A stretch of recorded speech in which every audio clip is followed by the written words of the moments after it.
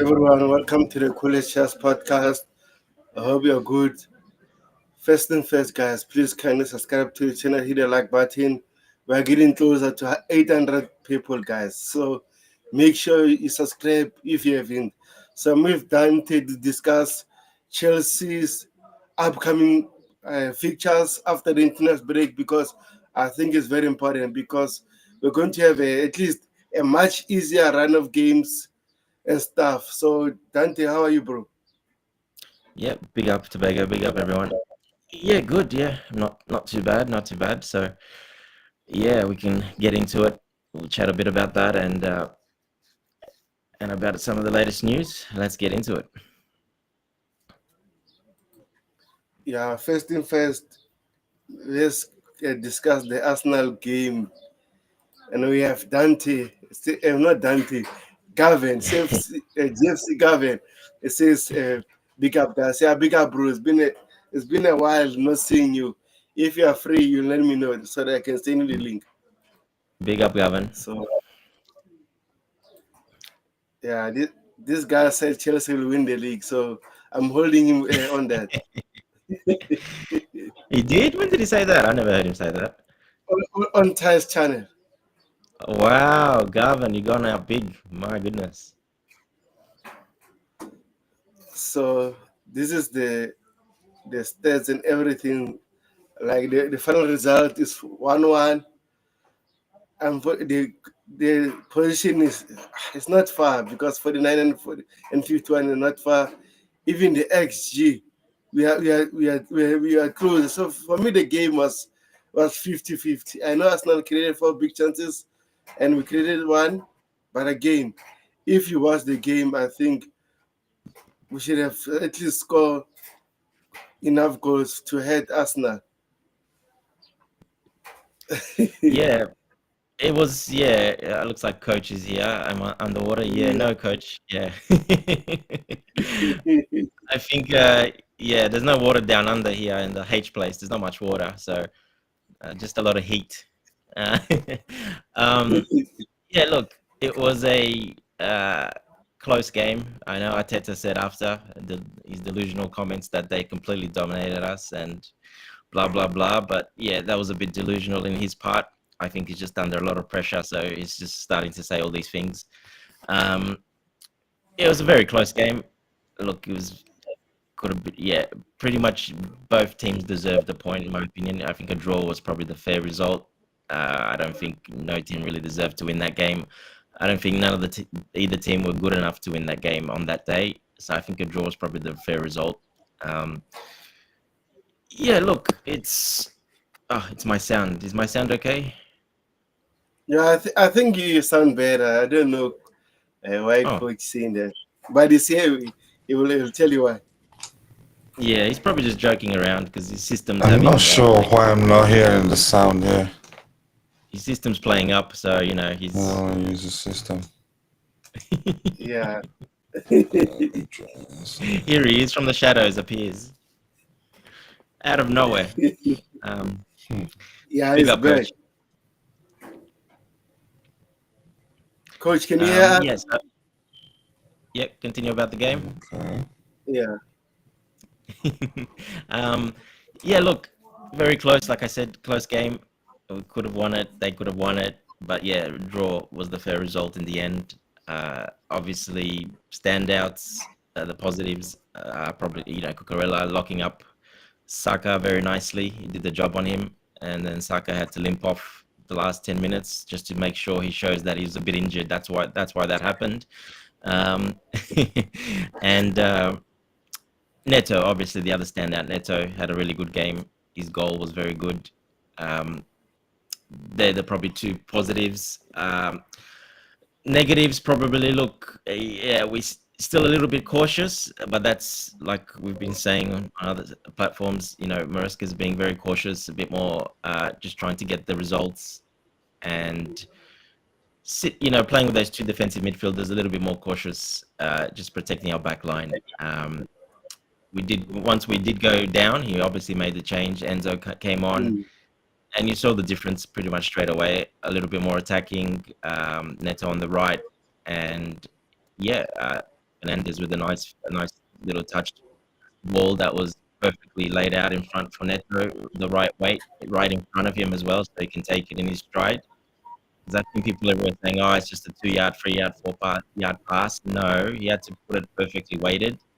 Havertz was in front of him as well, and Neto was at full speed, so he had to put it perfectly in front of him, so Neto can take that touch and shoot the way he did. If the pass was just a little bit too fast or too slow or to the left or to the right, he had to be perfect. So, and that is a skill he possesses because he plays with his head up. He's always watching what's happening. He's always watching who's running around and who's making runs. He plays with his head up, and that straight away opened up that chance. He saw Neto's run. So, yeah, very well done from Enzo, and a brilliant finish from Neto as well. So, yeah, look, yeah, we went a bit more defensive again. Like I say, I would have liked us to probably go a little bit more at them because I think Arsenal were probably there for the taking a little bit.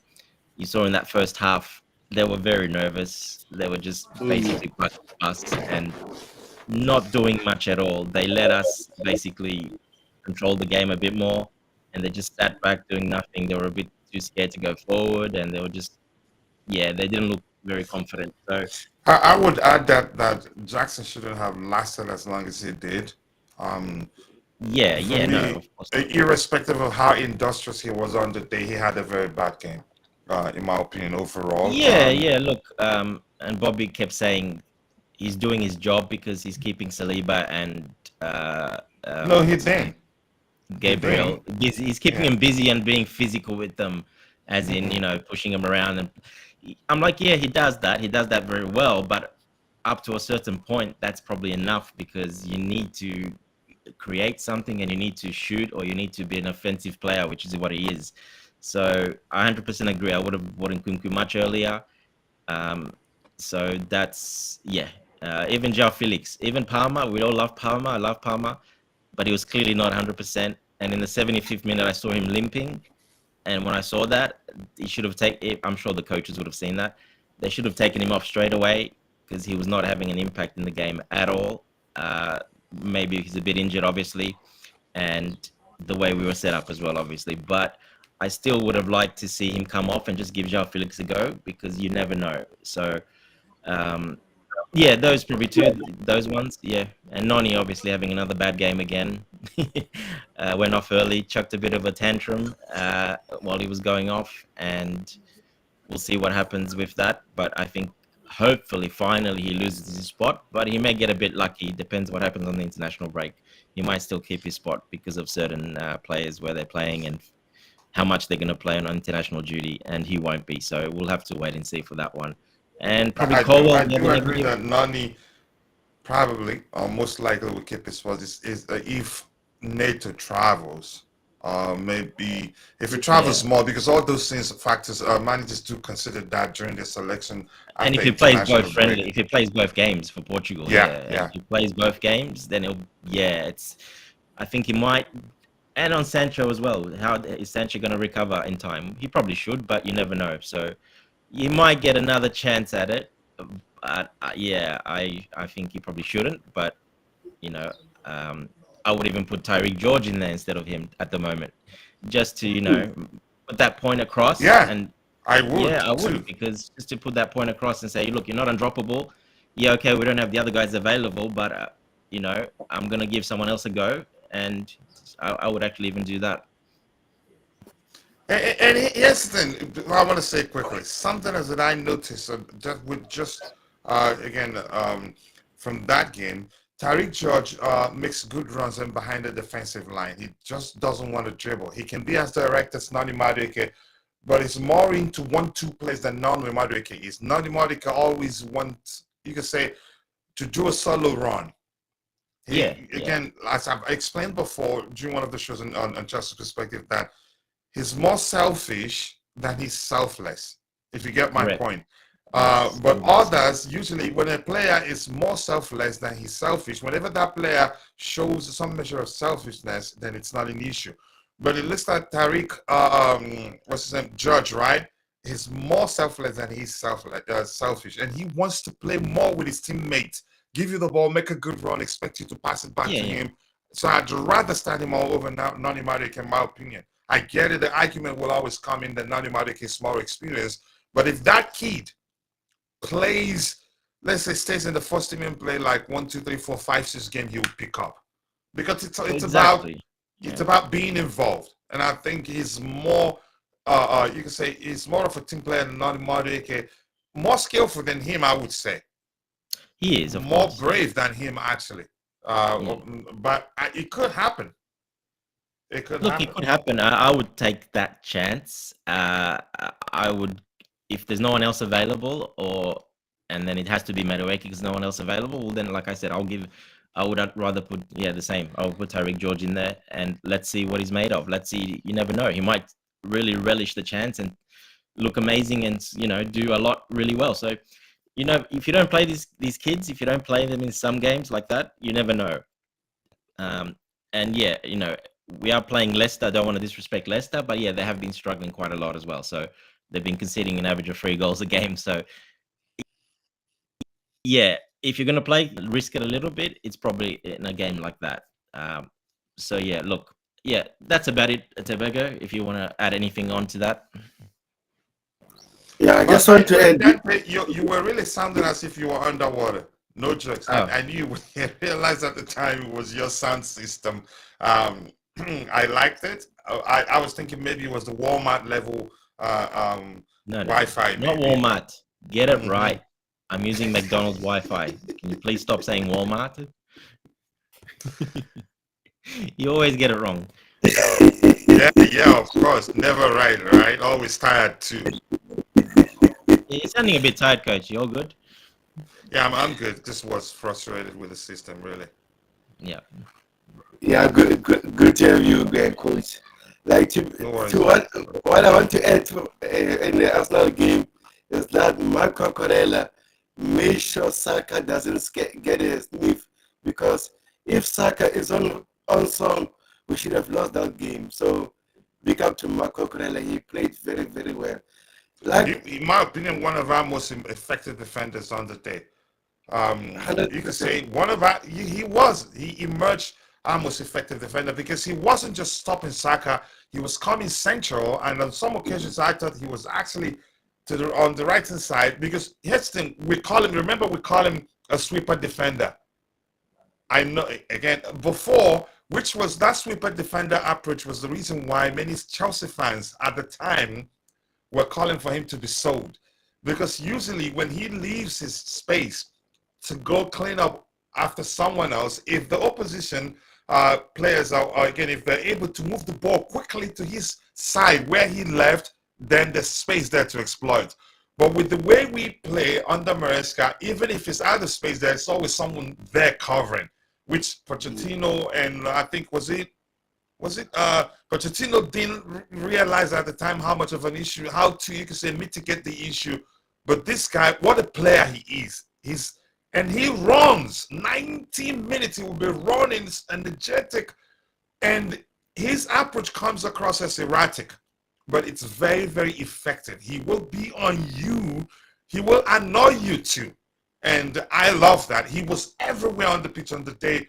Defensively, in my opinion, our best player on that day, in my opinion. And deservedly, he won the man of the match, didn't he?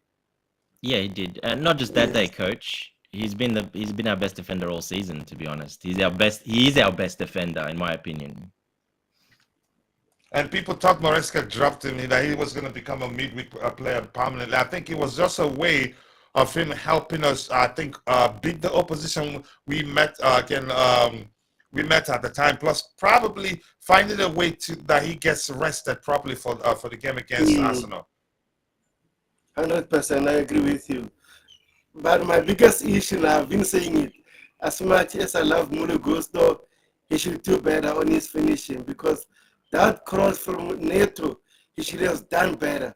Just score that opportunity, and then Arsenal will start panicking. We're leading 1-0. Arsenal will start opening up. Then we'll get more opportunities. Unfortunately, we let Arsenal score first, which I didn't like. Normally, if you score first, teams will start being aggressive, and then the space will open up, we score more goals. So I just want Malagosa to do well there. So in this international break, I hope EnzoMaresca will train Rhys James to do that Malo Gusto role, so that at least we know Rhys James might score it. That's my biggest issue with how we play at the moment. I don't think he can do that role, Tobago. I don't think he can do that role. Yeah, I've heard you say that before, Dante, and I agree with you. He cannot. He doesn't have the engine to do that. Go ahead, Dante. He Sorry. doesn't. He doesn't have. He's very obviously he's pretty heavy guy. He's a bigger guy. Gusto is a very small, light-weighted guy, but he can run. He's got the tank. He can run all day, back and front. James is not that type of guy. He's a power, again, another powerful guy, more power runner. He's not like a Gusto that can do that. There's no way he can do that role. He would never ever get back on defense. Even Gusto struggled a couple of times to get back on defense when they counterattacked. James would just completely struggle and will be caught out completely. So no, I don't think he can do that role, to be honest. Yeah, I don't think so either. And here's the Malo Gusto, but unfortunately for the average football fan, will almost always judge a player by their end product, even when you're not a number 9. Right? They'll always judge how you missed the chance, how you tried to put it across and it didn't get to its intended target. That will almost be, you can say, the yardstick with which the fans, the average fans, measures how good a player is. Malo Gusto has actually been good at fulfilling that role. I get it. End product will always come into the discussion, but I think otherwise, I think he's done well. He's always popped up here and there to complete the triangle and help us keep the ball effectively. Except I think if the manager really likes him in that role, he will keep playing him until his final products, whenever deployed in that role, improves. And I have no complaint. He's fulfilled the role effectively. He said put away chances when they come his way, or shoot with efficiency, or maybe putting good crosses. Other than that, he's fulfilled the role very well. And I'd say actually one of the reasons why we played well whenever he plays in that position. But unfortunately, for many people, end product trumps everything else. Yeah, and his defensive play in that position is very good, and that's why Maresca is also playing there, not just attacking but defensive as well. But the problem is, he's not an attacker. He doesn't shoot. He doesn't assist. Even that header was a very easy header for a striker or forward. That's a very easy header, but for him, he doesn't know how to attack those like someone like that would. His body shape was all wrong. He basically closed his eyes, and he was never going to score that. As soon as I saw it coming, I'm like, nah, he's not scoring that. And he didn't score it. So I mean, there's an argument that's why that didn't go in. The trajectory of the ball, he didn't limp because you have to. What's the language I'm looking for? You have to jump high enough to reduce you can say the possibility. He jumped like a defender ball, would jump. You can say going upwards rather than you can say the trajectory coming down a bit for it to land in the back of the net. Unfortunately for him, he didn't jump high enough to get it under control. Yeah, he jumped like he was clearing a header, and that's what they instinctively do all the time at the back. And the trajectory of the ball didn't help either. I could see it straight away.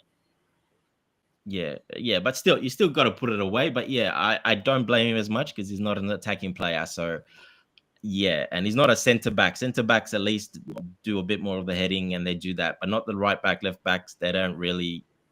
In modern football, there's not many left backs, right backs. You'll see that head of the ball. So.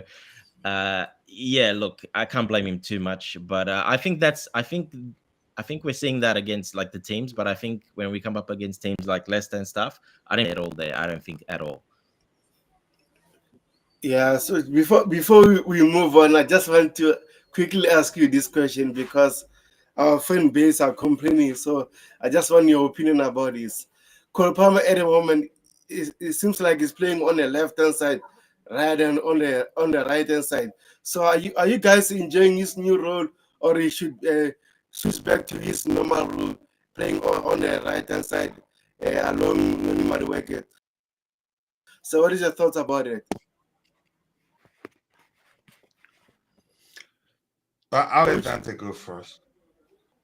No, Coach, go ahead. I don't see any role there. It's been the same. And I'm going to go back to I think I've said this before. The absence of Enzo Fernandez is the biggest problem, which has led to the ball not coming to Cole Palmer as often, again, as usual, leading to him dropping deep, which in turn leads to him being far away from the final third, which in turn leads to him creating less chances and scoring less goals. It's really that simple for me. I get it. Vince has been arguing on X that Cole Palmer's below par performances in 2 consecutive games or so has nothing to do with the absence of Enzo Fernandez. I disagree. I get it. Because there's no way to prove what I'm saying. It's a fact. It would still be my opinion. So I'd say that's my opinion anyway. But I don't know how people can look at the game uh, we've played in his absence and start saying, yeah, Cole Palmer's below par showings have nothing to do with the absence of Enzo Fernandez. For me, they need to go back and look again. Because whenever Enzo Fernandez is on the pitch, Cole Palmer will almost always be closer to the final third. And Fernandez, he has that intelligence, vision to always find Cole Palmer if he's well positioned. But these days, you see him deep. If you remember, there were games where once Enzo Fernandez is taken out, Cole Palmer has to drop deep. But now he does that from start to the end of the game, and that reduces his closeness, close proximity to the final third, and the rest is history. I don't know why people just cannot see that. I don't know. Something else that happens is that we struggle to control games whenever he's not on the pitch, but still people cannot see that. And Dante, if you remember, we were the first at the start that had that conversation on this panel on Chelsea Perspective, so to speak, where we talked about, the pairing of Caicedo and Lavia ensures defensive solidity. But we will be missing something offensively. It wasn't that obvious at the time, but we knew that was going to be the case. And lo and behold, that's where we're at today, although a lot of people are still in denial. But that's definitely the case. And I'm going to round that off by saying that's my opinion anyway, because there's no way to prove I'm correct than the argument I presented. Yeah, look, Coach, I agree pretty much, and there is evidence to back that up as well. There's stats, there's eye test. The stats don't lie. We create 2 chances per half when he's not playing, and we create 8 chances when he's playing. So there's plenty. And we've scored a lot less in his absence. Yeah, no, a lot less. Yeah, of course we have. I don't know what's so hard for people to understand. We are playing with 2 defensive midfielders that sit. They don't go forward. Where it's a defensive setup, yes. So what happens, you don't have that central midfielder that goes a bit forward as normal. So Palmer drops into that space, which is a bit more central and can go a bit to the left, can go a bit to the right, can go deeper.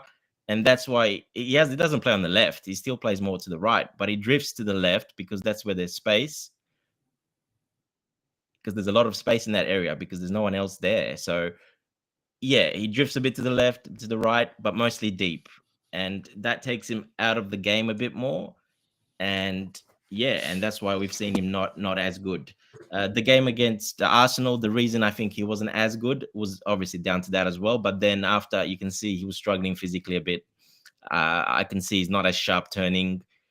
His head wasn't up on a lot of the plays. He had some chances. Look, a bit 100%. And like I said, in the 75th minute, I saw him started limping a bit. So yeah, he was definitely not 100%. That's one little criticism I have probably of Maresca. He should have probably taken him off 100% and put João Felix on.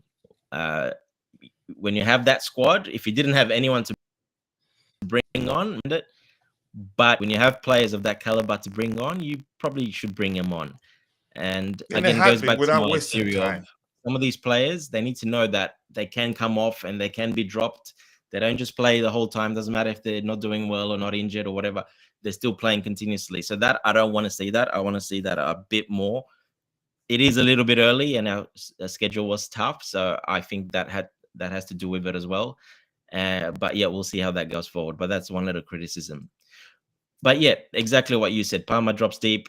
He's not involved up forward as much, and that causes a lot of issues. And Enzo is a big miss in that midfield for our creativity and us going forward, 100%.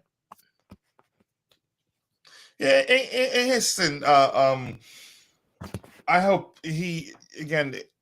I that doesn't change my belief in him. It doesn't affect it in any way. It's still, I have strong belief in the manager's ability to tactically to find the most effective way to approach games against different oppositions to still get a good result. And I totally understand that he's resolved to playing the pairing of Caicedo and Lavia to ensure defensive solidity. And we've explained in detail why that's important. Yes, we've been scoring tons of goals, but we've been conceding quite a lot. And the downside to playing the two of them is, we stop conceding a lot, but we're going to be scoring a lot less. Maybe he has something up his sleeve that even if we play with 2 6s that are more traditional, he's applied themselves in a more traditional way, that will still score a lot of goals. We can actually, but I don't think Jackson is the guy when we're playing a very tight defense like that, such of that Arsenal, where you're not going to find too many spaces for him to exploit.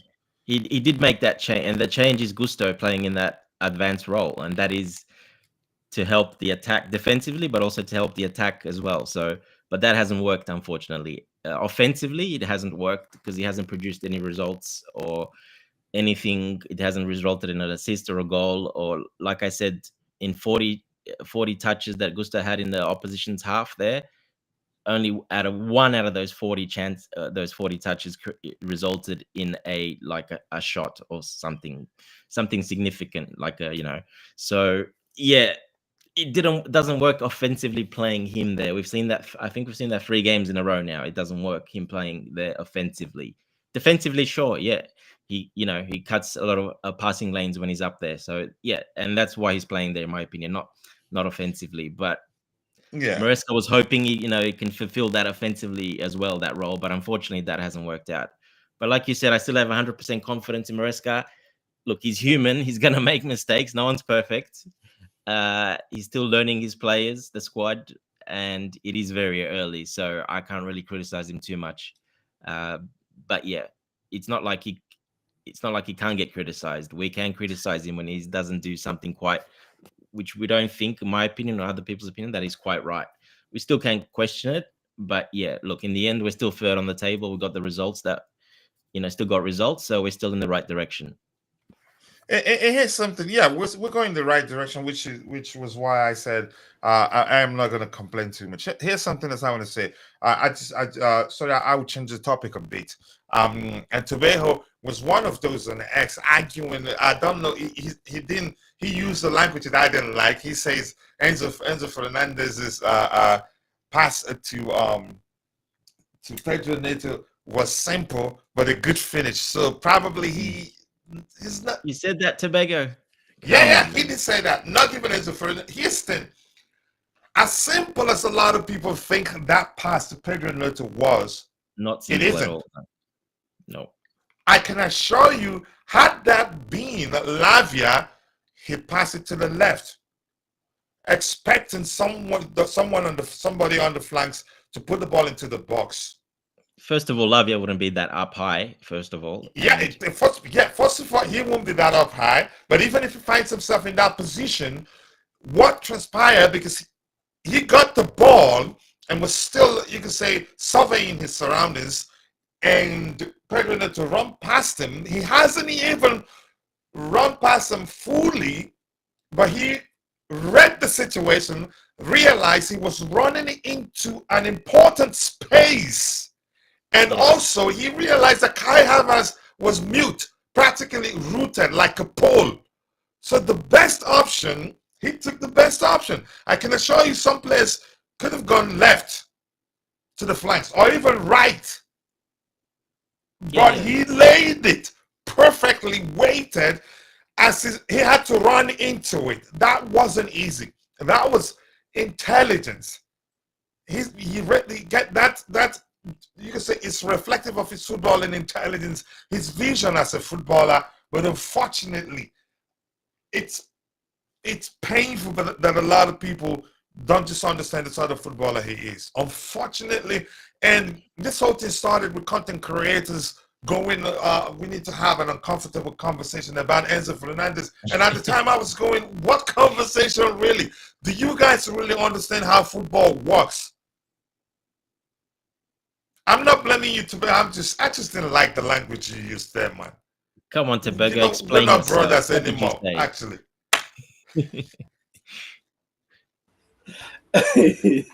Yeah, I apologize for that. Like I said before, I don't want to. That's why I don't want to get in the Enzo Fernandez debate, because every time I talk about Enzo Fernandez, people be harsh on me. You know So I'm kidding, right? I know you understood. I know you definitely yes, understand that wasn't easy, but I'm just saying the language you use it, I'm just making fun of you. But go ahead, what you were saying, bro. yeah, I'm just saying, like every time I get into the Enzo Fernandez debate, people don't like it. So I'd rather keep quiet. And we all can see that from the Liverpool game, Newcastle game, even Arsenal and Manchester United games, we saw that without Enzo Fernandez, we are not creating enough. But since we are playing Lavia and Caicedo, we are defensively solid. But do we create enough chances? We are not. And the other issues is that every time we get chances, our attackers are making mess out of it. So we need to be clinical in order to avoid certain issues. So that's my take for that. Guys on the chat, if you're new, please kindly subscribe to the channel. We're getting closer and closer to 800 subscribers. So help me to reach that milestone. So we had the news from France that say Manchester United have inquired about Christopher Nkunku, who is considering his future at Chelsea. He has not intent of playing second Fedel in Premier League. So, Dante, what is your take on that? Because I know you said it's nonsense before, but what is your take on that? What's that? That's from Le Equip as well. Okay. Yes. Um, yeah. Look, this is just his management, as in his agents, just probably doing their job, which they all should be doing, and this is what they do for the higher profile players. They put little, there, and the player EnzoMaresca, you can see in interviews when he's asked about him, he's got a humility about him. He knows that he's not playing and he wants to play more, but just not yet. And that time will come. Like I said earlier in the show, Jackson's on one yellow card away from missing, and then he's going to the African nations. He's going to miss like 3 or 4 games there, because Senegal will get. So he's going to miss a lot of games, Jackson. So Nkunku will get his chance pretty soon. So look, yeah, for me, it's just his agents doing their job. Like I said, they're just putting things out there, just just a little feelers to say, he's not that happy about it. The agents do that for their players. That's why they get the money. That's why they're agents. That's why they get paid to do all that. So that's part of it. So for me, this hasn't come from the player directly. This has come just from their agents doing a little bit of, chatting, a little bit of that, especially because it's L'Equipe. It's a French outlet. So yeah, look, I don't see him. He might be a little bit upset that he hasn't played but he has played a lot, because he's played every Conference League game, the Cup game. He has played every week. He's played a game a week, so he has played. I understand the Premier League, and we just touched on that a little bit earlier. Maybe should have come on earlier for Jackson on about this. When we play really low teams, I think he should probably be playing over Jackson. When the rest of the teams, no, Jackson should be playing 100%. But like I said, he will get his chance very soon. We're only 11 games into the season. Oh my God, it's so early. So there's so many games coming up. And yeah, look, he'll have his chance for a sustained period of time. Like I said, 3 or 4, maybe even 5 games in a row, he might have his chance. And he plays well and he shows that I'm the one, he can till the end of the season if he proves In it that all he's the one. honesty, I think I've been unfair to him. I did say the other day, and I just thought about it, and I thought, and in all honesty, I've been unfair to Nkunku. I did say that there are times maybe that's somewhat correct that he's gotten the opportunity to make a difference, but he didn't. When I did say something to the effect of him getting 10 chances to help us win games or get a draw, and he missed nine and a half No. of those chances. Maybe I wasn't that fair, or you could say that you could say that's a fair criticism of him. Why? Houston, Probably lately, the last because he couple of didn't games. take, he didn't. You could say he didn't help us. You could say he hasn't been. You could say consistently efficient in front of goal whenever he got the chance. But Houston, at one point, I thought people were saying at the time that Nkunku is really knocking at the door. And at the time, I thought maybe he's already knocked down the Maresca's off his door, actually. Um, why am I mentioning that? Because of how well he was doing in Europe at the time, the general consensus was that, yeah, he was going to get a chance to start in the Premier League. And that didn't happen. For me, I knew that it was only a matter of time that we start seeing something like this. And we haven't heard anything from Chelsea's perspective. Everything we've seen, you can argue, or we've seen so far, are things sponsored by his camp. So until we hear from Chelsea's perspective, maybe we hear something like, no, Nkunku is pretty much part of Chelsea's long-term future. Chelsea are not looking to sell him, then that's it. But the silence is definite. But In all coach, honesty. just to add to that, sorry, we don't even Yeah. know if it's actually from his camp because L'Equipe doesn't say it's from his camp. They won't tell you. They're going to tell you. Even if it's not from his camp, it could be the sort of thing that Alvarez did at Man City. This is just it could be just More like a opinions, warning coach. shot. That like I want to be playing. It just seemed not coming out directly and saying it. But before, remember Dante, before this thing came out, I think it was the last international break during an interview where he was asked if again something with regards to him joining, to the effect of him joining PSG. He didn't refute it. He didn't say no, I'm happy at Chelsea. Yeah, he just said I haven't heard anything from PSG. So for me, you could argue I could be wrong. I strongly believe, I have a strong belief that he sponsored somehow is telling the club, I need to be playing, I'll leave, irrespective of whether I get it. It's just rumors at this point, but I don't. He's not happy. We've Don't talked you about think his it's a bit body language early? on the pitch when he comes on. Even in Europe Yeah. right now, he's not. It doesn't come across as if he's giving 100% whenever he starts in Europe. If you get my point. So there are things that Exactly. Yeah. when you put them together, you say, yeah, he's not happy. But I've always known that it's only a matter of time before we start seeing this sort of thing, whether he's involved or not. Because at one point, truthfully, he deserved to start a Premier League game and not come off the bench, actually. Yeah, and don't be surprised that will be Leicester in the next game after the international break. But yeah, look, exactly. I know what you're saying, but I think it's just too early. Like it's way too early for me. Uh, it's basically 10 games, 11 games in the Premier League. It's very early, coach. So, But when like you're I said, talking he's going to about get a his player as chance. big as Nkunku, even 6 games is enough. Yeah, look, but it's not like he hasn't played. He's played every week. If he wasn't playing at all, maybe, but he's playing every Play week. where? Play in the Nigerian Super League. Oh, come on, coach. Don't be disrespectful to the Nigerian Super League. But I know you understand where I'm going, bro. But go ahead. Come on. It's not that bad. At least it's the Australian A League, maybe Australian A League. Yeah. Australian League Look, is good. no, it's not. It's crap. I'm not Anyway, saying it's the best, but it's good. Better than a lot of leagues. yeah. Look, I think it's too early for that. And Maresca would have talked to him, and he's got playing time coming up ahead. Like I said, if he doesn't play in the next few games, then there might be an issue. But I think he's got a lot of playing in the next few games coming up. So I don't think it's an issue for me. I don't think it's an issue. I think it's way too early, and I think it's just a lot of opinions from people, like how I said, or that he should have probably come on. He should have probably come on a bit earlier.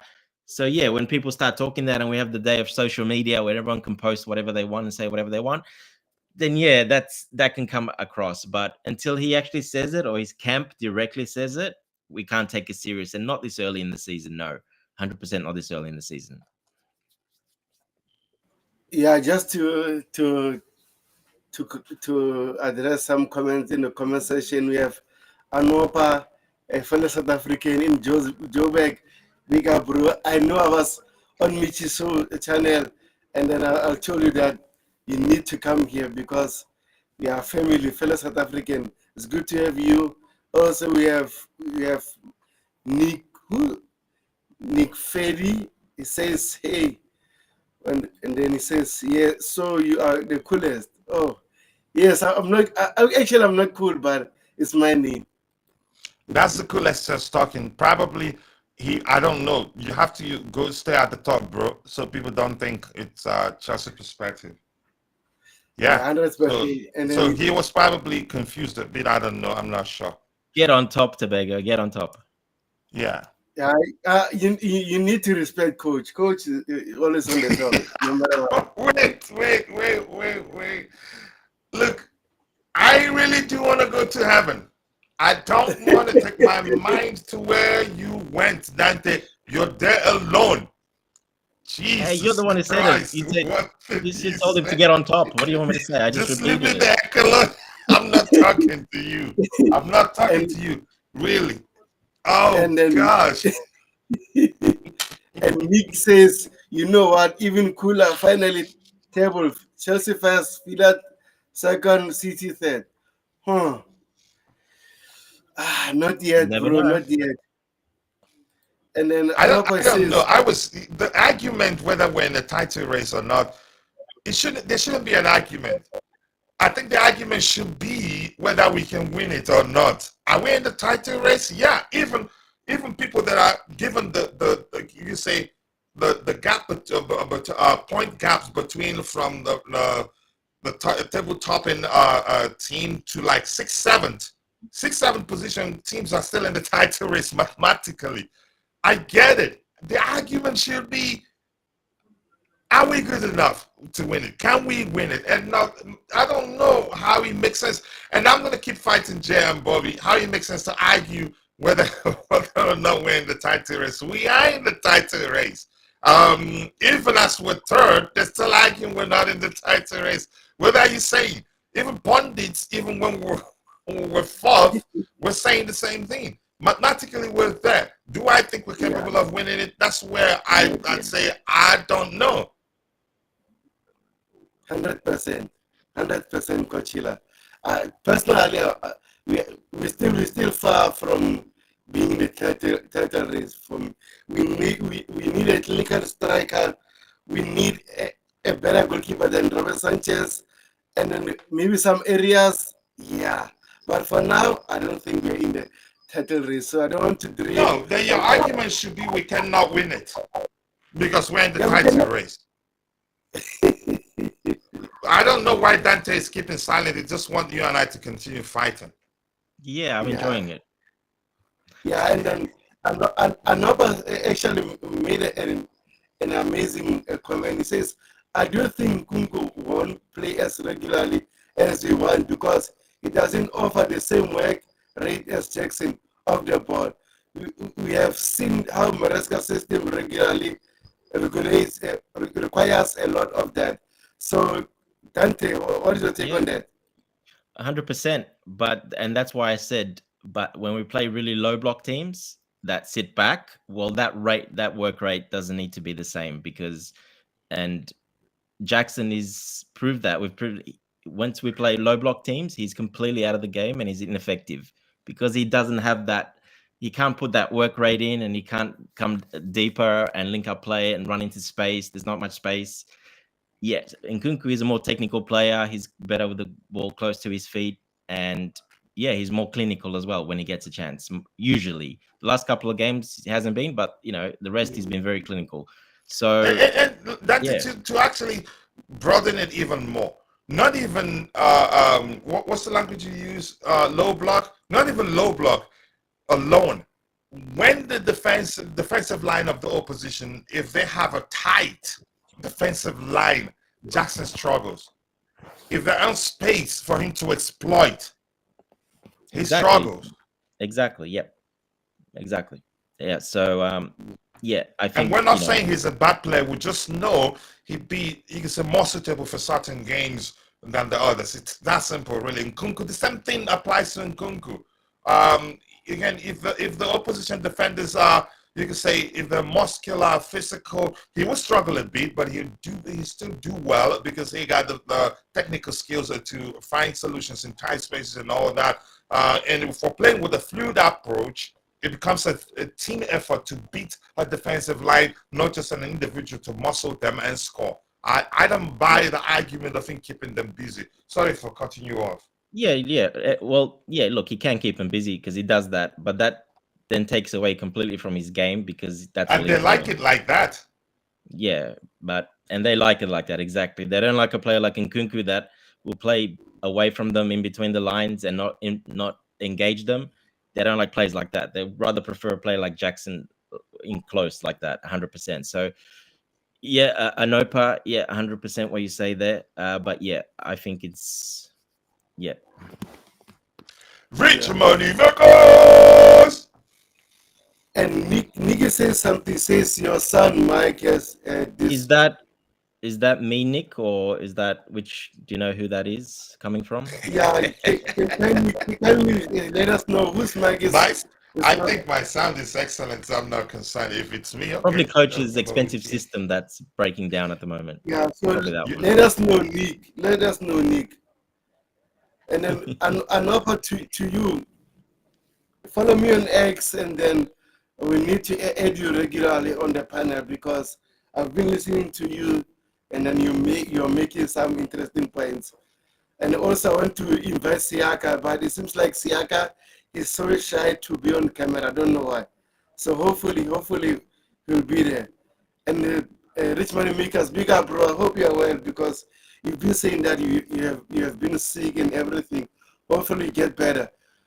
Oh, oh, it says only Dante has a clear sound. Wow. There you go. Oh, man. Only Dante, Coachella. right? Nick Fadley, Wow. thank you. Thank you, Nick Fadley, for being truthful there. Yeah, thank you, bro. Thank you. What probably So, bought he bought it in a dollar store. He yeah. bought it from a dollar store, yeah? Wow. Thank you, Nick. Guys on the chat, if you haven't subscribed, make sure you subscribe to the channel.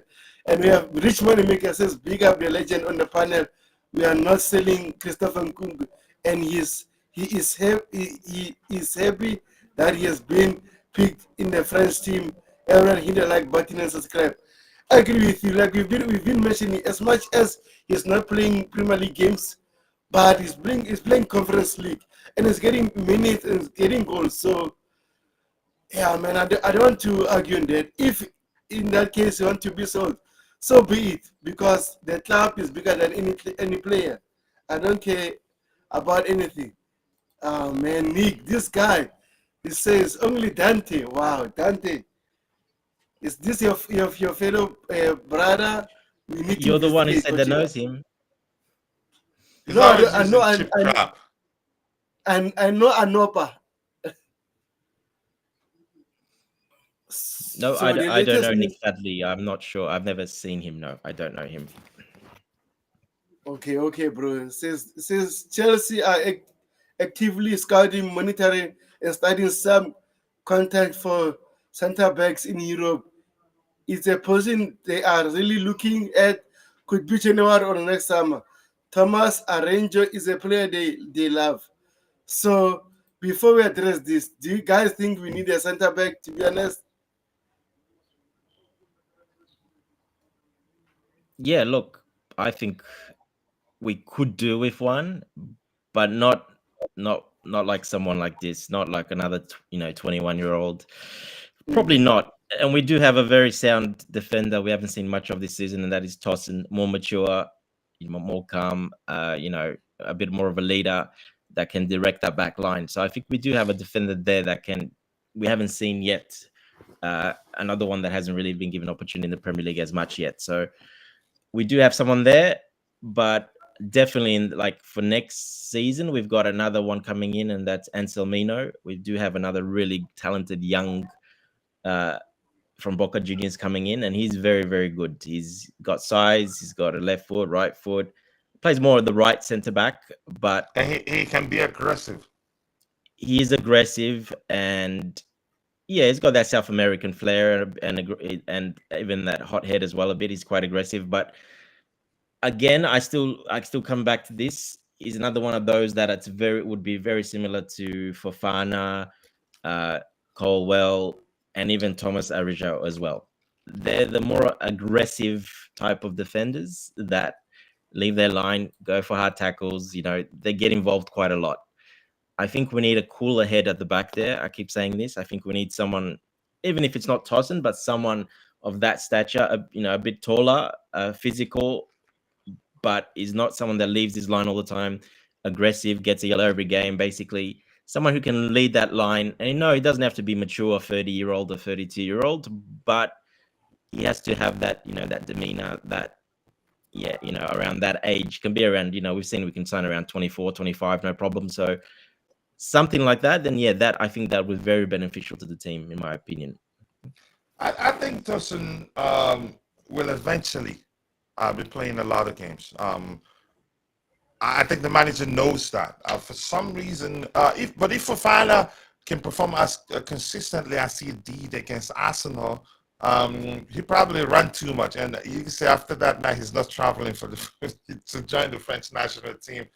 Well, But he saw, Tosin needs he's to got be there. Tosin needs to be there. Find a way to make it work. If you know his deficiencies, the tendency to leave his line to go break up opposition play further forward, which leaves space in behind, that can be easily fixed, just like the case of Cucurella. But Tosin is also one of the, you can say, better passer of the balls. How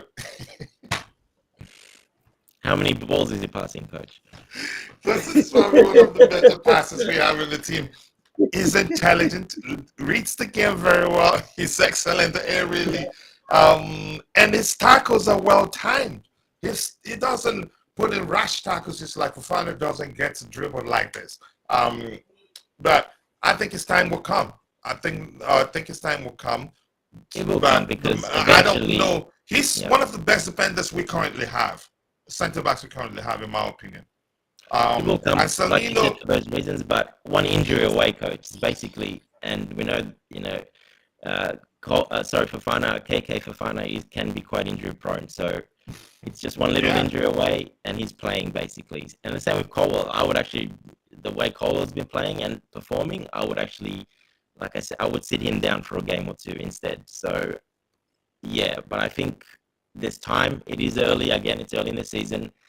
And yeah, he will get a chance 100%, like you said, either from injury or either probably just, eventually if the other he will.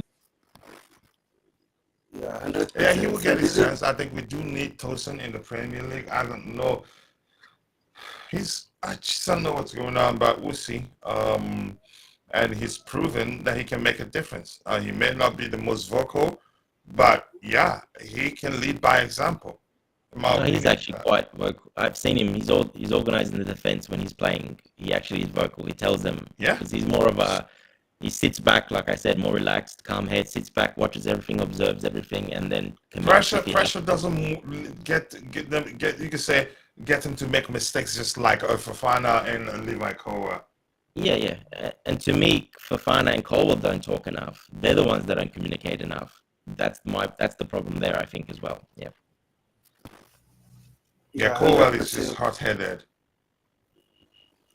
100%. So, Anopa says we should have kept Thiago Silva, in my opinion. Well, unfortunately, we had to move on from him because he wanted to go to. He's playing for Flamingos or what? Oh, I forgot his team, not Flamingos. I forgot his current team in Brazil. So, at the end of the day, as much as we like Thiago Silva, he had to move on also.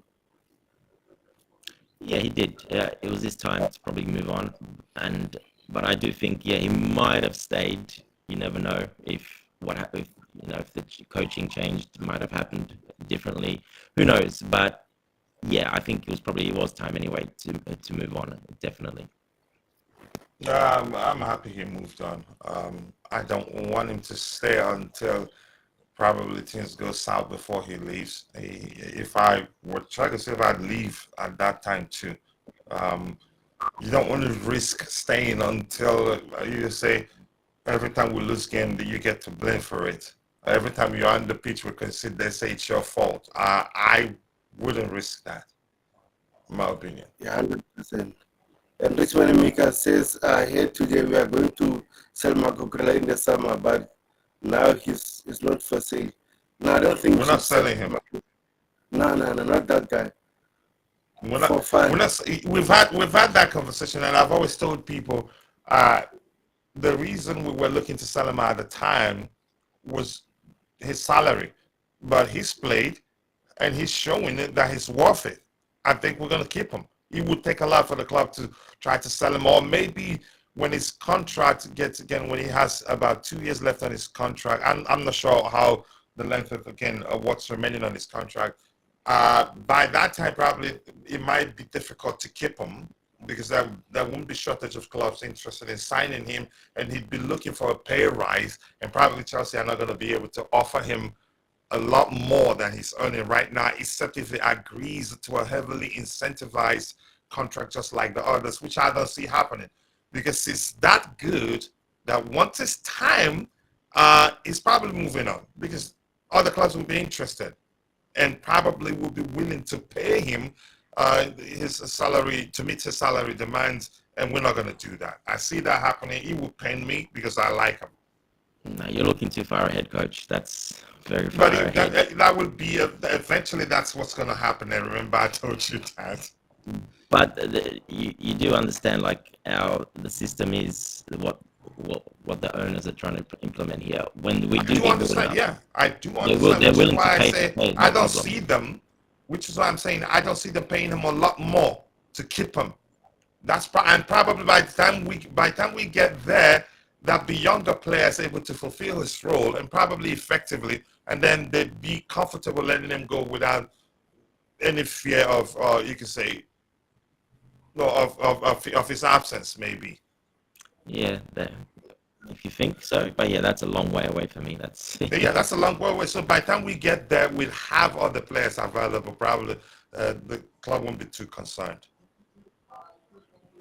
Yeah, and then this is Thomas Arefo's actually stats, but it's like Dante says, still young, 22. I don't think we need another young center back. But again, this is the club policy by buying kits and everything. But anyway, we wait and see. So it can play as a center back, even a right back. And this season so far, he played nine. He started 9 games out of So 9. just quickly, I'm gonna run to go have the boys get ready for school. I might still come back if you guys are still on. When I come back, I'll join. So I'll leave my camera and I'll still be in the studio. Okay, no Is that problem. okay? All right. Okay, no problem. All right. no, you All can't go. right.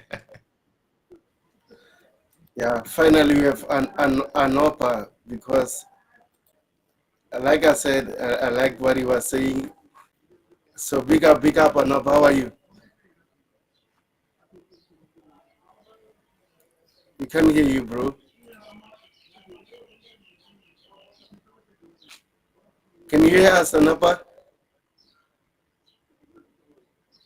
Seems like we lost him. So before he come back, he says, Richmond Maker says, I have heard Tosin is a good leader in the dressing room, and Levi Colwell is learning Wesley Fafana working through the pain up the child up the chance to them. Yeah, bro. Like you said, Tosin is a leader, but again, is he that guy to lead us to the promised land? We'll wait and see. Anop, are you still there? Seems like you lost him. And Check your sound, Tobago, because it looks like Rosie's saying that your sound's not the best. okay, if I check my sound, I'll have to leave and come back. Anopa, can you hear me now? Okay. All right, yeah. Can you guys hear me? Yes, 100%. Am I audible? Can you hear me clearly? Yeah, I can hear you. Big up to everyone in the chats and everyone on the panel. Yeah, Big up, no big up, bro. So Rose says, hey, hope you're well, gents. Your sound is awful. What is happening? I think it's my Wi-Fi actually, so I don't know why. And he says, 15 likes, smash the like button, subscribe. Thank you, Rosie. I appreciate it. I need to make you a moderate so that you can also share the link of your channel. People need to see what you are doing, actually. Yeah, Tobago, just ask a question and maybe quickly, if you go back in, come back, maybe it'll help. Up to you. But yeah, maybe. Okay, no problem. It says, Rich Money says I sound better. Okay, but let me go back and come back. Okay, Anopa, you can talk about the Christopher Nkunku situation with Dante. Meanwhile, I'm fixing my audio. Yeah, just what I was saying in the comment section. I just feel Dante, you're the person who said that it's a bit early, right? It was you who said it's too early in the season. Yeah. Yeah, I mean, look, I agree. It is quite early because we haven't even got to like where the games are. Every 3 days, every 2 days. I just meant like I feel like you can see with Nkunku on his face when he's playing Conference League games. He's not up for it. He looks season doesn't look happy. I mean, only when the tough run of fixtures come in December, you can come to a judgment then. So I guess we must be a bit patient for him to play more games. Yeah, look, his expression, he's pretty much like that all the time. He's not a guy that shows too much. He's always got a straight face. He's not the type of guy that like shows much emotion. I have noticed that about him before, and that's why I'm just making comment about it, because he's like that usually. So that's why I don't really, yeah, I don't think that's the case. But I know what you're saying. He looked a little bit, probably the last couple of games, he was missing some easy chances and just looked a bit like a bit slower, taking it a bit easy. But again, like you say, that's the opposition we're playing against. I think that's also, we were up 6-0, 7-0. It's the opposition we played against. They weren't that tough, to be honest. So look, I think that has to do a lot with it as well.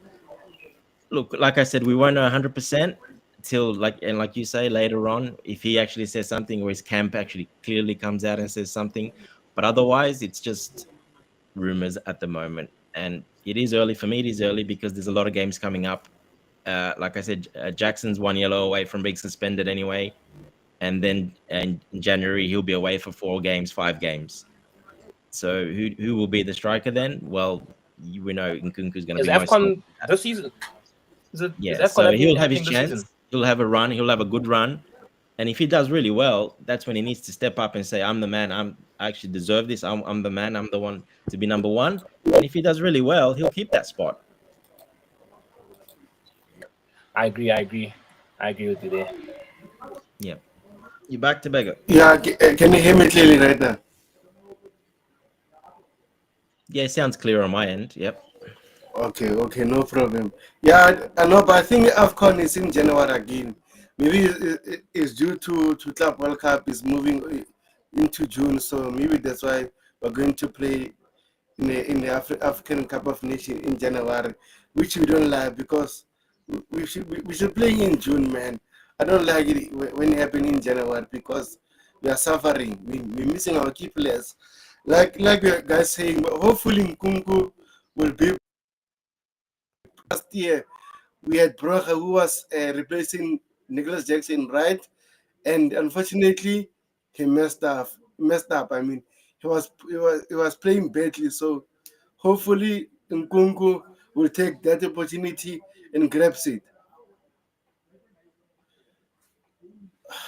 Can you hear me, Dante? Yeah, exactly, Okay. Tobago. Yeah. Yeah, got you. Yeah. Look, he's gonna have a good run at it. He's gonna have a pretty good run at it. Because Senegal will get pretty far in tournament. We know they're probably one of the favorites, so they'll get pretty far, most likely minimum semis, probably maybe final. So he'll be out for a while. So like I said, 4 to 5 games. So he's gonna have a really good run. But even the next game you have on the screen there, Leicester, you never know. What I have seen from Maresca that he does know it. He does know about it. He said that in his press conference that he feels a bit shameful. I think that's the wrong word he used because his English is not exactly well, but he feels a bit bad for him that he knows that he's a top quality player. But just in the games we had, Jackson thinks he does more for what we needed. And I agree most of those games, But I think when teams play low blocks a bit more, when Jackson's ineffective, I think he's definitely the one that should be playing. And yeah, he will get his chance very soon, like I said, and we'll just see exactly what he's made of. And look, he's got to be professional. You can't be that arrogant. All these players are pretty arrogant because they're the top level players and they all think they're good enough. But you gotta give it a little bit of time. Cucurella went out for a couple of weeks, played in the conference, then came back. Didn't make one complaint, nothing. You didn't hear nothing. So Nkunku is a bit more mature. He's one of those more mature players that's more experienced as well. So yeah, look, I honestly think it's his camp. Just maybe speaking to the French someone there because it's the L'Equipe that reported it. But yeah, till we hear it from the actual 100% source, yeah, I can't believe it for now. Yeah, I agree with you, bro. And also Chelsea helped him a lot throughout this injury. It seems like EnzoMaresca is managing these players very well because we can't keep on playing the players for the sake of playing, knowing that Nkunku last season had trouble with injuries. So as much as we want him to play, I think it's a good thing that we manage his game time.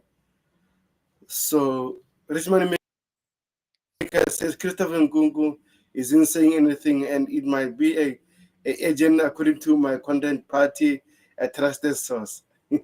I know we are talking about. So Nick says 4-2 Leicester, and the other game says 4-0. So I'll start with you,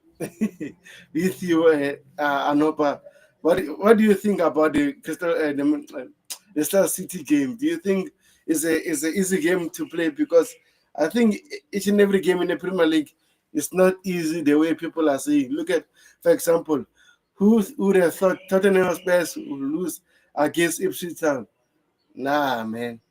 So, what is your thoughts about this game? I mean, look, Tottenham, I don't even want to be compared to that team because you know how useless they are. Like, they'll literally beat the big teams. They beat Villa, and then they gave Crystal Palace their first ever win of the season, and then they gave Ipswich their first win of the season. So, I mean, Tottenham are just potters, we know that. But you see, Leicester, it's our first time playing the newly promoted team this season. So, for me, I expect 3 points. Actually, I expect us to go on a run of these next few games. But I think we should be fine because we're playing away. We've got a very good away record. And I'm expecting a comfortable victory in that game. Yeah, 100%. I agree with you. And also, it's EnzoMaresca's former team, so he needs to go there and beat them. Dante, what about you? Yeah, look, like Anopa says, we're playing some of these more bottom teams at the moment. They've been struggling recently, conceding a lot of goals. Yeah, look, I also expect to go there, and I do not expect us to see I don't expect us to play with the two defensive midfielders such really defensive like we have recently through this more tougher run that we had. So I think in this game, I'm pretty confident that Maresca will change it up and it will be a bit more attacking. And I also expect us to win quite comfortably this game. Yeah, it's not easy, especially coming off an international break. That is always a little bit of a worry for us. Historically, we've never done as well coming back from the international break, but we still have quite a few players that are not going. So we have a lot of players that are actually staying back, and that's going to help quite a lot, I think. So I think we should be pretty well for that game, to be honest, and I expect a comfortable win as well. Nothing too ridiculous, but yeah, I think it'll be a comfortable win, maybe, by 2 goals or something, 3 goals max, something like that. But I do expect us to get that 3 point. These are the games that we need to win. So we've gone through this tough period. We need to really attack these games and just go at them. And these are the points that we need to pick up from now on. All these other games. And I understand why Maresca did it.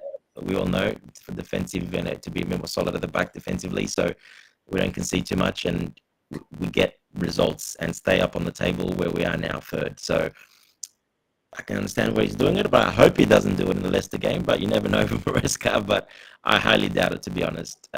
He didn't do it earlier in the season when we played these type of teams. Not quite this low, but some of the mid-table teams, he didn't do it. So I expect him not to do it in this one either.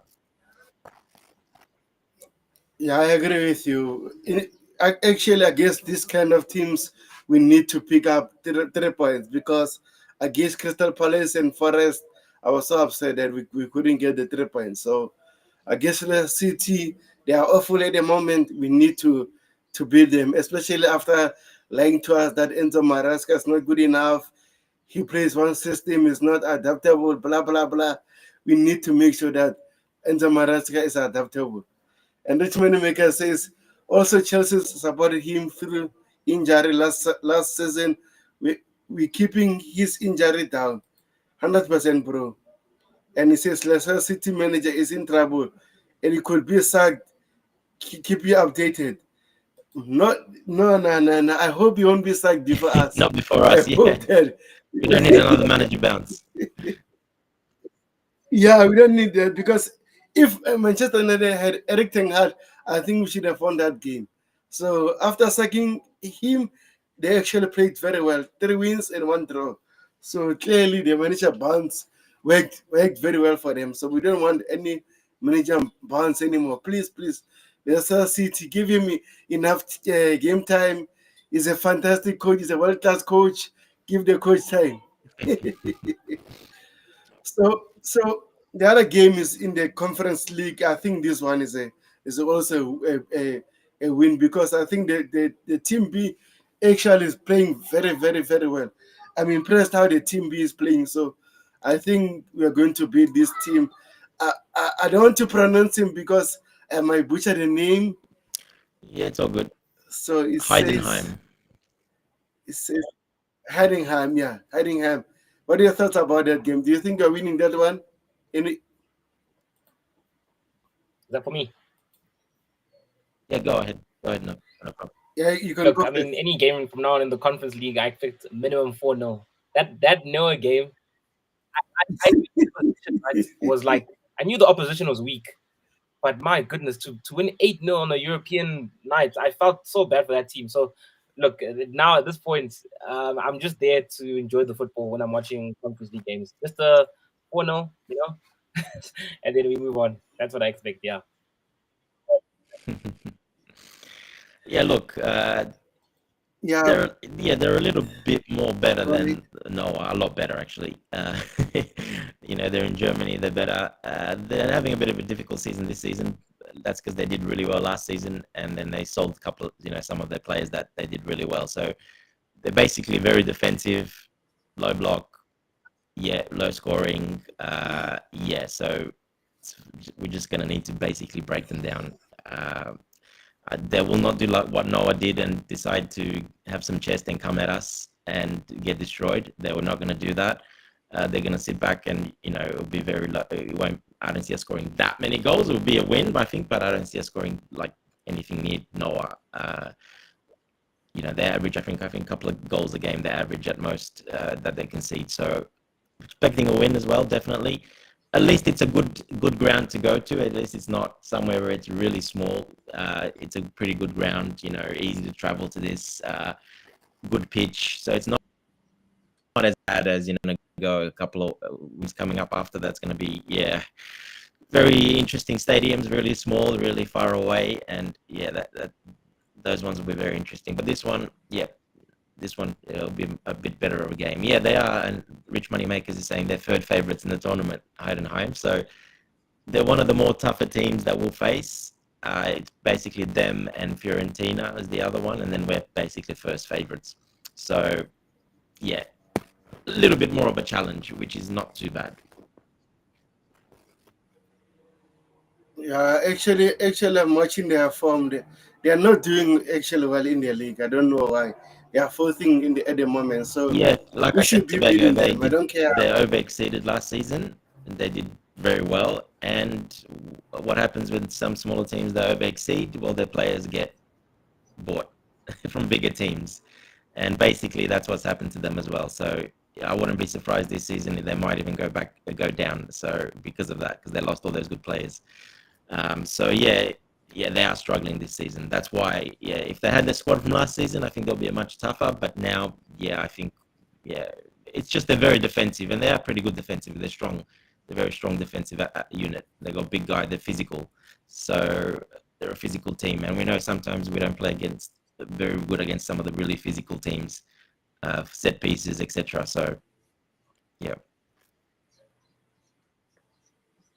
100%. And the other game is versus Aston Villa, which, to be honest, I want us to win this game because I remember last season they beat us 1-0. I think they scored a goal during the last 10 or 15 minutes, and then we couldn't equalize. And also, Mario Gusto got a red card, Yeah, if I I'm think not so. Yeah. mistaken, in the staff room. So we need to beat this one. Last season, they beat us and then we draw away 2-2. So we need to beat Aston Villa.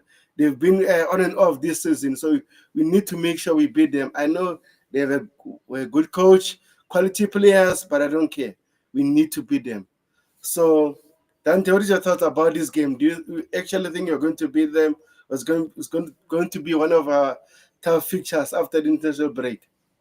Yeah, it's so after we play Leicester and that team, yeah, we got Aston Villa, and then yeah, you see there another easier sort of quote unquote easier game, Southampton, and then Tottenham. After that, it's a really smooth run. But yeah, look, Aston Villa will be a challenge. They are a good team now. They're not, they're still up there. I think they're still on the same points as us, if I remember, or somewhere near about. Yeah, they're 18 points in the Premier League. So they're only 1 point behind us. So it is a very important game. That's going to be an important game just to separate ourselves from some of those teams that could challenge for that top four. Because realistically, that's our target, top four. So Aston Villa is one of those teams, and for me, that's a very important game. Will give us that separation away from them.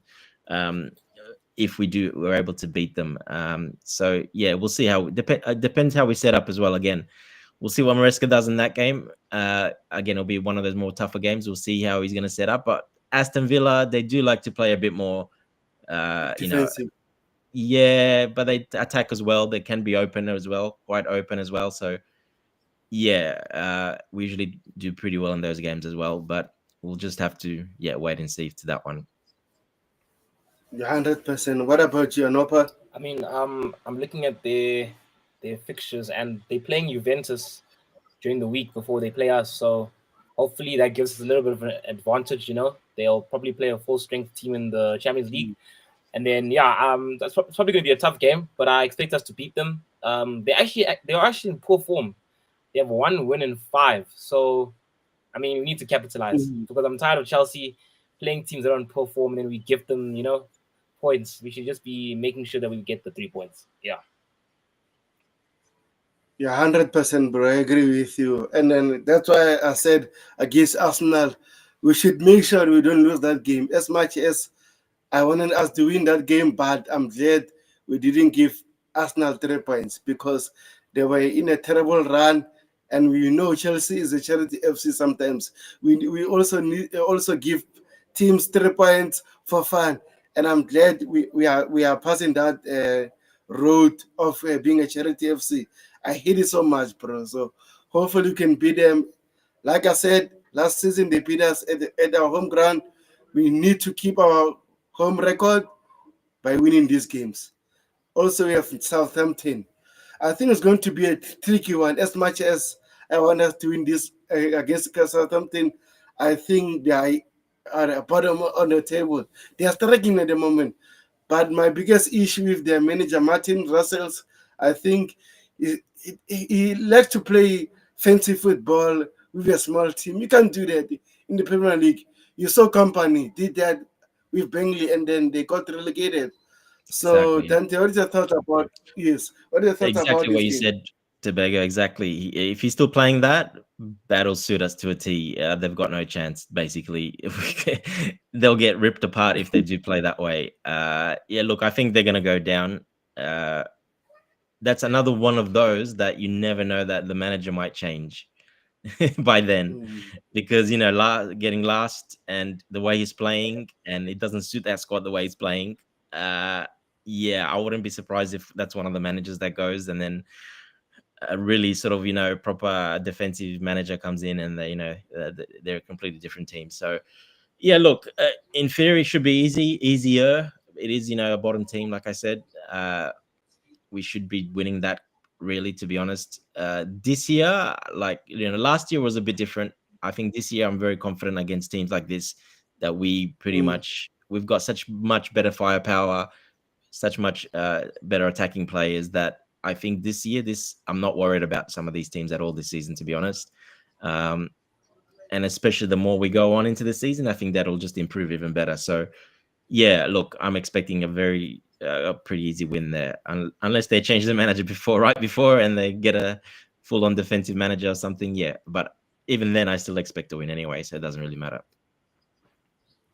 Yeah, the way they play expensive football, I think we're going to beat them because if Chelsea we are playing with a team that is playing toe to toe against us, we normally win those kind of games. So I'm not worried. The other game, Tottenham Hotspurs, who at the moment, oh my gosh, Ange, I don't know what happened. This guy with his high line, oh my gosh, it doesn't want to change. Last season they were lucky. This season is still doing the same thing. Play high line football. We should go there and beat them. I don't care how. Tottenham Hotspurs is our training ground, so we need to go there and smash them. I don't know how many goals, but we should go there. So Nopa, what do you thought about this game, bro? Because it's a tricky one, but again, Spacey is Spacey. They always have a Spacey. Yeah, I mean, look, if there's one game that you can guarantee me 3 points every single season, or 6 points, is Tottenham Hotspur. We need to go and win. I don't care how, we just beat them because they literally their record against us is actually very poor. They don't have confidence when they play us. We always get them. So I think only one time they got us was when we were under Potter and we went to their ground and then they beat us. That was the only time. Other than that, it's been us. So yeah, that's a must. We need to get all those 3 points. And yeah, it'll be difficult, but I mean that high line against our attack, they're in big trouble. Yeah. Yeah, 100%. Jackson Kulpama will be having fun against them if they do that against us. So Dante, what about you? Do you think we're going to win the Spurs game? Yeah, the Spurs one, yeah, will be interesting to see. By then, you never know how they go. If anything changes with them as well, but yeah, we from obviously last season, but we did, there was a red card there and stuff as well, so that really helped quite a lot. Look, Andrew's going to play this way regardless. I know him very well. Like I said, I've been to a lot of his games when I was in supporting Brisbane. When he won the back-to-back titles and basically unbeaten, I was pretty much every second week there at the game watching him. So I know his coaching style very well, what he does. He doesn't quite have those players at Tottenham yet, exactly what he wants. So hopefully, I'm actually hoping that Tottenham get rid of him, because I think if he does stay, he will get better and improve when he buys the players he wants a bit better. So I'm hoping they do get rid of him, because I still think he's a very good quality coach. He's just being a bit too, confident in the squad that he has and the players that he has, and he just doesn't quite have those players to execute exactly what he wants yet. So hopefully he leaves soon, because I think otherwise he'll get better. But look, I still expect to win. Either way, like Nopa was saying, every season we play them pretty much. We always kind of somehow find a way to beat them and really, in a way, embarrass them sometimes as well. So yeah, look, with that high line, I don't see them beating us, to be honest. Another one of those games that I'm very confident in. I'm not too worried about. I think the worst probably a draw, but a result. But I don't see them beating us, no, 100%. Yeah, I agree with you, bro. And Richmond Maker says, I had a report today that Spurs might sack their coach if they don't get Champions League football. I think they're going to get a Conference League or a Europa League, because, like you said, Ange is a fantastic. Well, yeah, even last season, coach. Even though they were pretty bad last season, they still finished ahead of us. So they finished fifth, so they still finished ahead of us and 2 points behind Aston Villa in that fourth spot. So they still didn't have a bad season, to be honest, even though they were quite bad at times. So one thing I know about Ange's system and that, they'll win a lot of games, they'll lose games, but they won't draw many games. So they do pick up a lot of points by winning games. So they do like still to pick up points. I know Andrew's big on that. He doesn't see draws as any result. He doesn't play for a draw ever. That's nothing. He never does that. He's one of those statistics guys that really likes to, just go for win because he thinks at the end of the season that really helps, and it does because they finished 5th, like I said. So, yeah, we can't dismiss him completely, but yeah, again, they're one of those. That's one of the teams that is competing for that top 4 spot, that 4th, 3rd, basically that 4th probably spot, that 4th spot there. It's them and Aston Villa basically like last season. Newcastle as well was their last season as well. So those are the teams that, if we want to really cement that 3rd, 4th spot, if we beat Aston Villa, beat Tottenham, that almost guarantees that pretty much. So yeah, that's very important games. Yeah, I agree with you. And then Brisman Mika says, I love your confidence, Christian Tentante. Yeah, thanks, Rich. Yeah, this season I am, So yes. Last season, no, yeah. not even close. But this season I am, yes. Yeah, this season actually we are playing better, but again, after the international break, we need to keep on winning games because the points difference are similar. They are not far from each Yeah. other. So we need to keep on winning our games so that when the other teams are dropping points, we're still ahead of them. So Exactly. I hope EnzoMaresca and his team are finding solution for the next upcoming fixtures because we're going to play so many games and then we need to be ready. I don't want us to drop points like the game against Southampton, even the Tottenham Hotspur, those kind of games. We need to Look, win. one thing one thing I'm very confident from last season. I know we're not going to lose like we lost last season. We're not going to lose like that. We're not conceding that many goals in games. We're not going to lose like under our ex-manager playing open, crazy football a lot of times. And a lot of those games, I'm very confident that, yeah, we're just not losing like that, like we did last season, especially against all the points we lost and dropped against bottom 6 teams last season. I just don't see that happening, to be honest, with this team. We got too much depth. We're too good, and the manager's, yeah, he's a different type of manager completely. So, yeah, that's why I'm confident 100%. Maresca and the squad that we have. So question from Rich Moneymakers before we go ahead. I'll ask Anopa. It says, do you fear Newcastle? Does he mean like the fixture or top 4? Yeah, for top 4, basically. Oh, top 4. Ooh, yes. Because this year they don't have any European competition, exactly. And they started off on a bit of a weird form. But the thing is, Eddie Howe, his team, they can be efficient. I mean, you saw against Arsenal, they limited Arsenal to little chances. Even when we beat them at the bridge, we were holding on for dear life at the end. So Newcastle are not some mugs. They can actually put in give us a challenge for top 4, but the coefficient can help us this year because I think if the English teams perform this year, then we could also get Champions League football. But yeah, overall, out of all the teams, I'd say, yeah, I do fear Newcastle.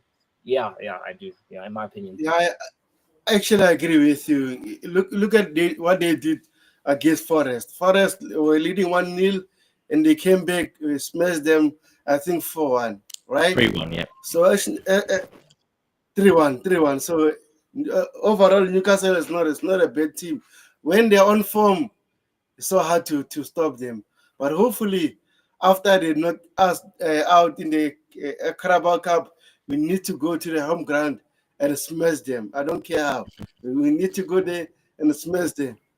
So the fixtures that we're going to have is Astana versus Chelsea. Like we said, it's the Conference League. I think we're going to win that one. It's much easier. So let's go to the Brentford one, right? Brentford, man, is a tricky fixture. I don't like this team. Actually, I don't like this team because they're on and off, and when they're on sun, then they can defend so very well, especially against us. It's one of our bookie team. I don't like this team. Dante, what did you thought about the game? Because I know Astana are going to beat them. Yeah, so don't worry about Astana and Shamrock Rovers. Don't worry about those two. Yeah, look, Brentford is always a little bit of a tricky tie for us. That's because the way they play, physical. They sit back, very physical players. Set pieces, corners, etc. Yeah, look, they're a tough team to play, but I think we're a bit of a different team this season as well. So we've got so much firepower. I think we should be breaking these lower block teams down a bit more. So yeah, even though they're a bit of a bogey team in a way, I still think we should definitely do really well against them. Like I said earlier, I'm not that scared anymore this season. Like last season against these type, definitely quite a lot, and it's just slowly getting even better as we go along more. So yeah, I'm pretty confident we should pick up the 3 points there, especially being at home as well, probably a bit more. Yeah, 100%. Before I go to you, Anopa, Richmond Mega says, I have speaking to a lot of contact. This Newcastle team does have leaders in their team. I agree with you. You can see the way they play. From Bruno Gamares, Jelinton, their centre backs, you can see. So, yeah, man, Eddie Howe is cooking something, but unfortunately, Newcastle at the moment they are struggling with their financial fair play. They cannot strengthen their squad, so they need to sell one of their key players in order for them to buy Yeah, players. I think So we need to make that's the only sure. reason Eddie Howe's still there, to be honest. I think if they were allowed to Yeah, spend, they would have had a much better coach now, and they would have probably bought a couple of really good players. But unfortunately, they got a bit caught out with that, like many teams have.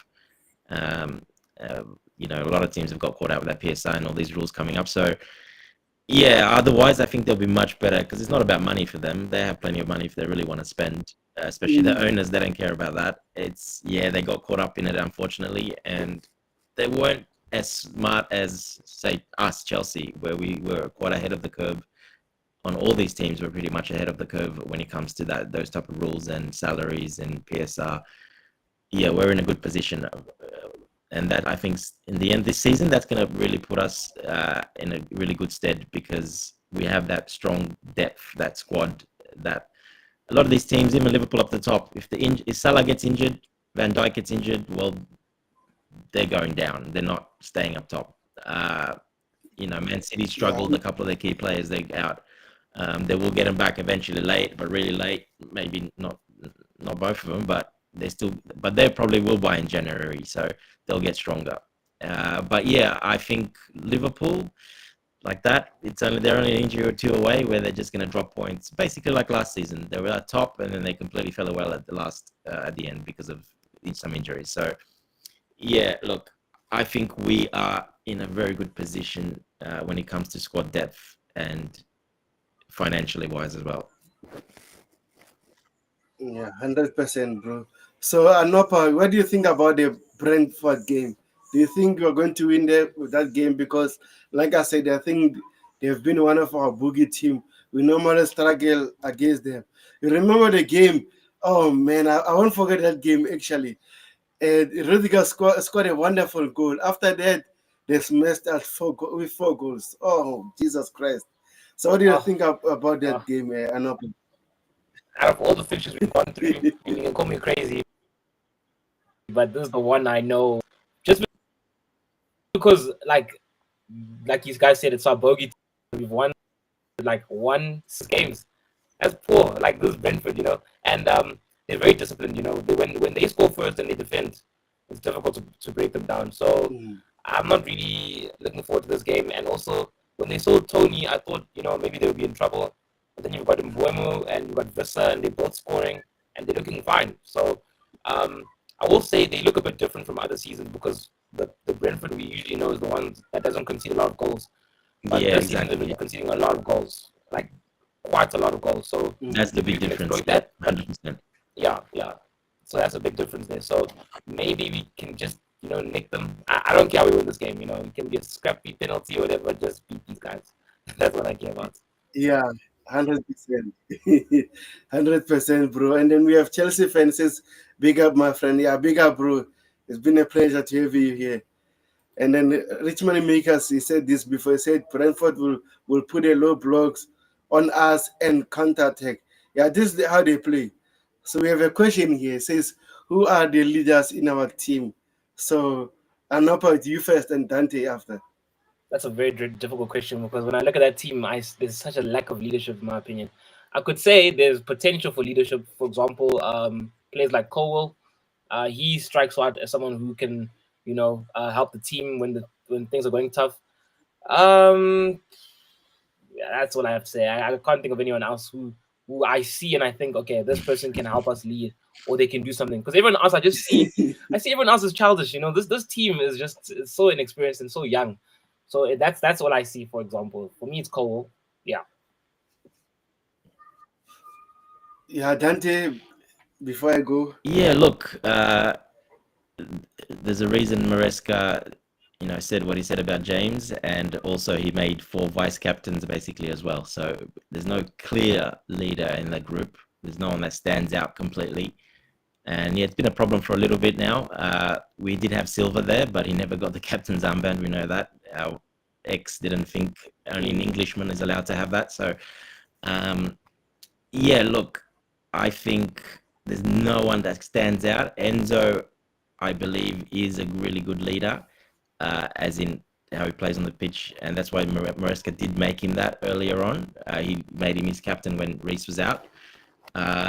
Obviously, that hasn't been quite smooth sailing, but I still think he has that. He's still young. He's still a young guy. And like Anopa was saying, we have too many young guys, so it's very hard. But one thing they're trying to do is make these guys all mature together, and he wants leaders to rise from this group, basically. And like you said, Colwell, James is still there, but in my opinion, James is just not captain material. It never was for me.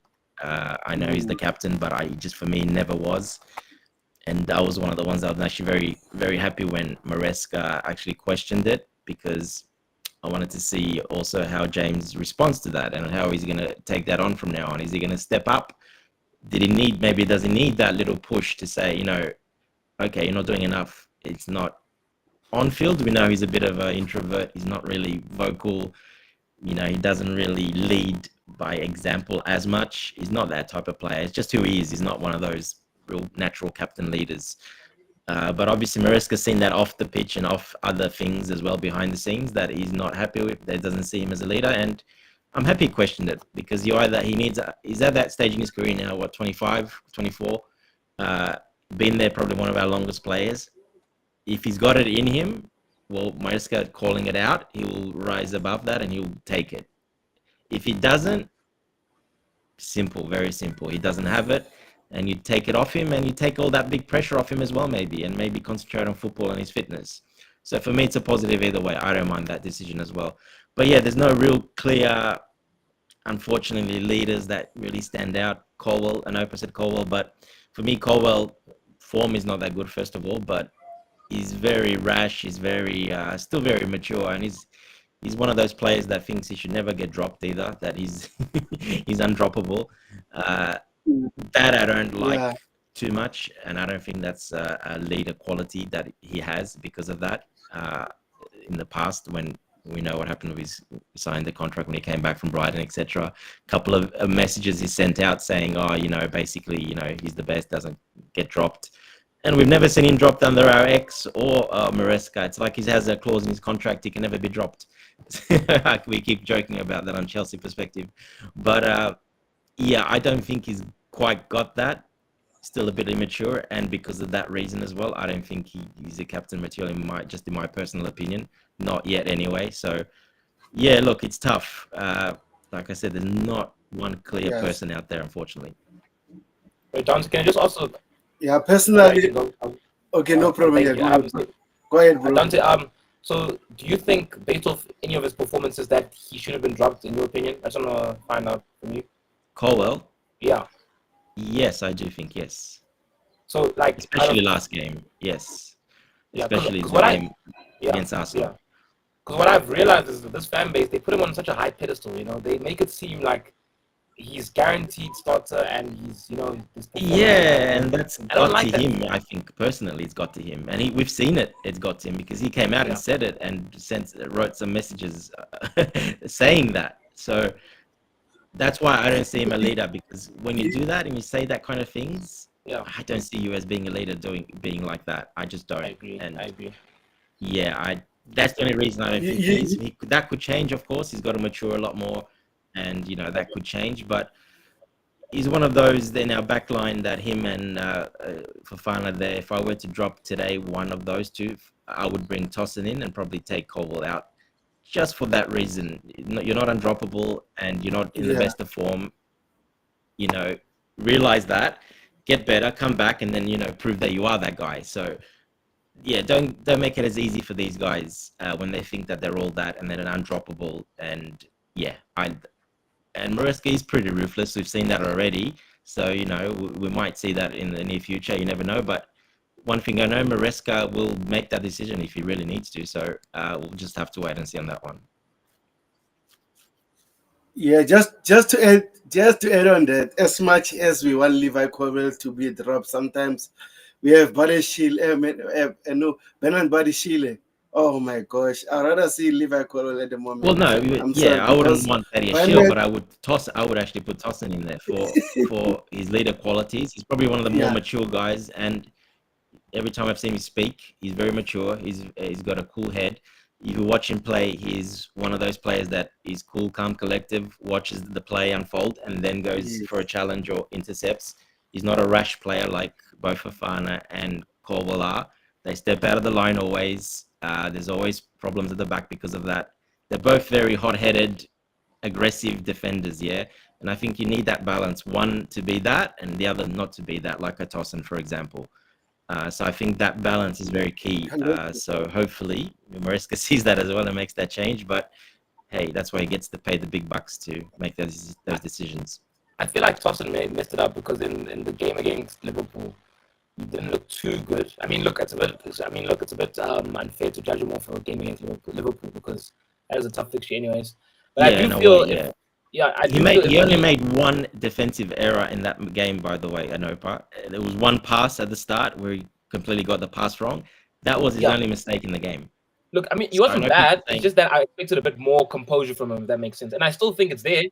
That's why I'm saying it was a bit unfair that, I think he should have Liverpool away, hostile crowd, because that is one of the more hostile crowds that they're pretty loud there. Yeah, look, he was thrown in for that one. Yeah, look, it's one game. I agree, he didn't look as his normal self that he usually is, but I also understood it. And I think he did start off very nervy in that game, but then I think he did really well after that to compose himself. Yeah.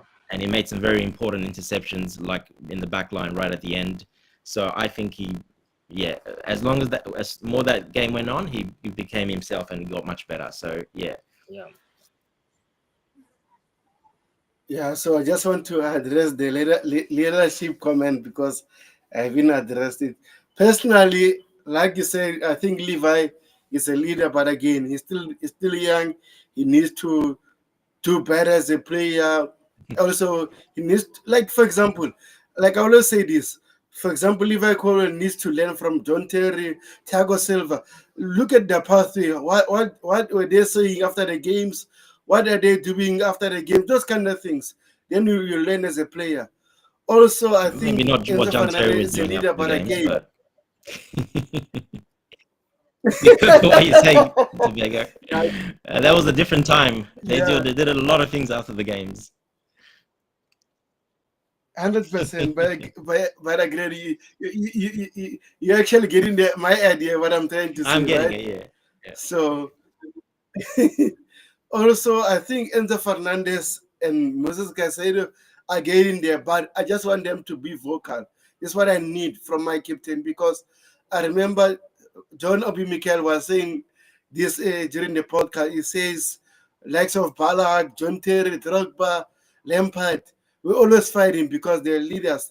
They were not talking nonsense during the pitch, especially after the game. If they perform bad, oh my gosh, they'll go and fight each other. So we need those kind of things. So hopefully, in the near future, we'll have more leaders in the team.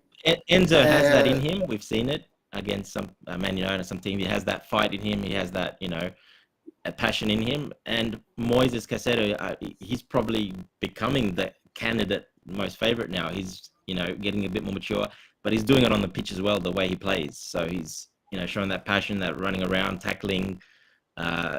yeah, still not probably as vocal as Cal, but he's probably showing quite a lot as one of the ones emerging as well. So, and we've seen him with the armband quite a little bit in the last few games as well. So, yeah, he's one of those ones that are emerging, and his play actually suits that as well. So the way he plays, yeah. Yeah, Chelsea fan is making a actual point. Let me see. He says we never beaten Brentford at home after they came back. Let me see. Let me check the stats. Yeah, Oh my maybe. Who gosh. knows? Oh, we actually no. Oh, actually, he's right. In the In the Premier League, Premier we League, haven't yeah. beaten them at home. Oh my gosh, Jesus Christ. We need to beat them. I don't care how. But it's going to be one of those tough fixtures. And he's right. We need to beat them. Hopefully. And then Richmond Make says Levi Colbert, Tosin, Marco Corella, Ento, Neto, Sanchez. This will shock you. Mazeska said, according to my content, senior goalkeeper Yeah, that doesn't Bettinelli. I play. know Bettinelli Oh, already. He's there for. Martinelli is a leader. He would be because he's really old and he's there. I think they kept him there always to keep the young guys in check probably and teach them to be professionals basically. And probably he does talk a lot. We don't see it because he doesn't play. It's all behind the scenes though. I 100% believe that, and that's the reason they are keeping him. There's no other real explanation because it's not for playing. It's for homegrown quota and also for obviously that is really good in the dressing room and obviously with the players off field. 100%, bro. Oh, sorry, let me add notes again. And then Chelsea fans says keep on hitting, keep hitting at like button and subscribe to the channel. Yeah, bro, I appreciate it, guys. If you're new, please hit the like button, subscribe to the channel. That is very helpful. So let me get some more comments. It says Dante, your son is Good. also I've joined the club now. great now. Oh my god. And then he says 3 versus Everton, 2 Everton, 5 against Ipswich. Oh my gosh, wow. So this is the last remaining fixtures that are going to play in December. The Everton game, let's start there. Actually, against Everton last season, I think we lost 2-0. Remember that? Against man, that game, oh my gosh. I don't want to talk about our ex because I was so pissed off after that game. So Dante, what are your thoughts about this game? Do you think we're going to win this one? Yeah, exactly what you said. But yeah, like I said last season, I didn't have confidence in these games at all. This season it's a bit of a different story, in my opinion. Just the players we have and the way we are playing as well. So yeah, look, I don't think it'll be as tough as it was, definitely. And I see us, yeah, they're one of those teams that play, a little bit of, a bit defensive, a little bit they'll attack a bit as well. Sort of a balanced sort of approach. They do that quite a bit. So yeah, I think any team like that, I think yeah, we can put some goals behind some of these teams that play like that. Basically, all the ones that open up a bit to us and they like to have that style of play as well. You leave spaces against this team, and yeah, we will really capitalize on that. So yeah, I think we should be all good for that one as well. Yeah, I agree with you. Anopa, what about you? Do you think it's going to be an easy game or we're going to struggle against Everton? Yeah, this one, I'm not looking forward to this one. At Goodison Park, that stadium, it's a tough one.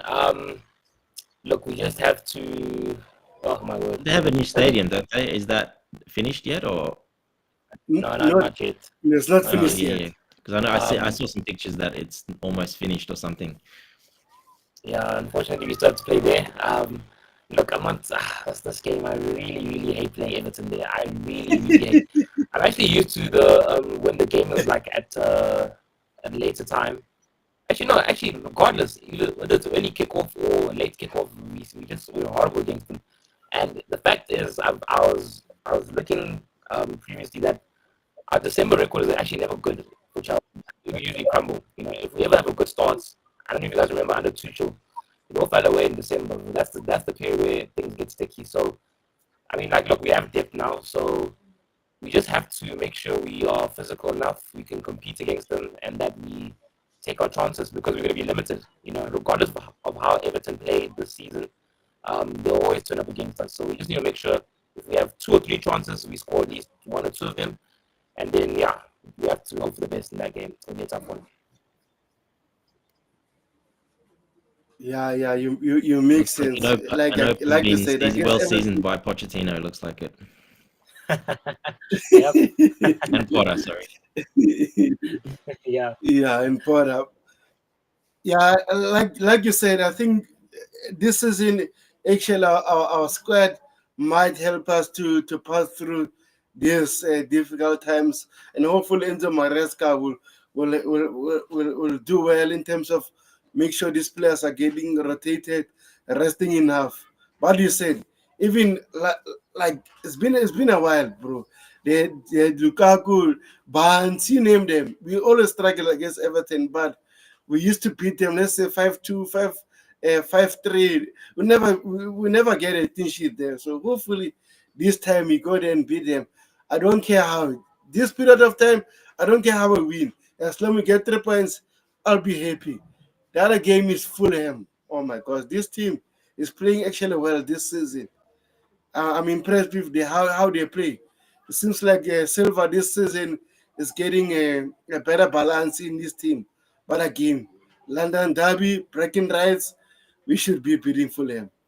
So Dante, do you think this Fulham team is there for the beating? Yeah, they do have a very good manager. So he's been doing very well since he took over. And they're only a point behind us, I think, if I remember right.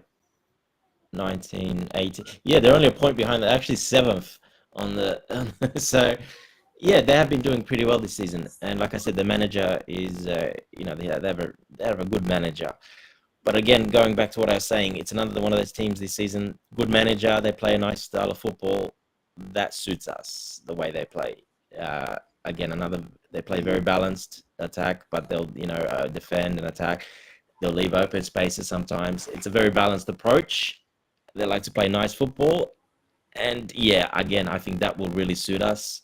And I think we should, and we are at home as well for that one. So I think that's again one of those games that I'm pretty confident in when they play that style. 100%. Richmond Maker says Everton injured Rhys James, Levi Colwell, our goalkeeper, and Marco Correa last season. Hopefully, this time no one is getting an injury. The last game now in December, Ipswich Town. This is a tricky one also because the way they play, like you said, we're going to get opportunities against Ipswich Town. We need to make sure we be clinical. But the way they play, they have energy. Energy. I saw them against Liverpool, even against Tottenham Hotspurs. They played very, very well, to be honest. So the last game in December. No, Anopa, what are your thoughts about this one? Yeah, Ipswich kind of remind me a little bit of Leeds with the way they have so much energy, the way they press you, the way they cross the ball in the box, and they were a very good striker in Liam Delap. So we have to watch it for him. Look, it's gonna be a physical, tough game as well. You know how those fans are against any team in their stadium. It's actually difficult because since they're in a relegation fight, all these relegation teams, when you play them at home, it makes it so much difficult because it's a very hostile environment in those stadiums. So we just need to make sure that we keep our composure and that we don't do any silly things like give the ball away needlessly and just get the 3 points. Yeah, I think we can do it. This one we can definitely get 3 points from. Yeah, I agree with you. And then we have Myra on the chair. Says, big up the legend in the chair. Big up, bro. Dante, what are your thoughts about this Yeah, game? big up Maya. Yeah, look, again, they like to play a bit of nice football as well, so not that suited for their squad. Yeah, they did that in the championship, but yeah, it's not quite the same, and they are struggling because of that as well. Yeah, I'm actually pretty confident with this one as well. Like I said, they will open up. They will open up spaces, and they like to attack as well. And yeah, that's very suited to our style of play and our players. And yeah, I could see us really opening him up as well. Yeah, the Delap, is one of the players we were looking at. Another Man City graduate from the academy there. We are still linked with him, by the way. We are still scouting him. So Yeah, he's a good. He's had a great start to the season. He's a threat, but yeah, besides him, yeah, I think we're pretty good with them.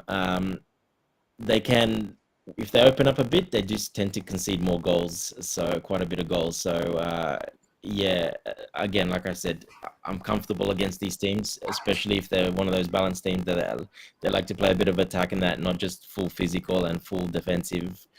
Then yeah, we if you give us a bit of space with our attacking players, yeah, it's not good for the other team. Yeah, 100%, 100%, bro.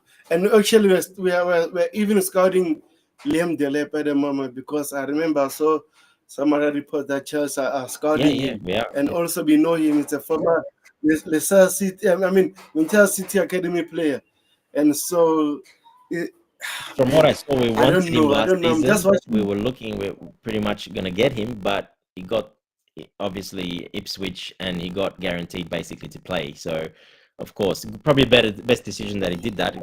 You know, it's a good decision for him and he's proving it now. And it's a good stepping stone for him. If he keeps going, doesn't matter if they get relegated, he won't be there if they get relegated.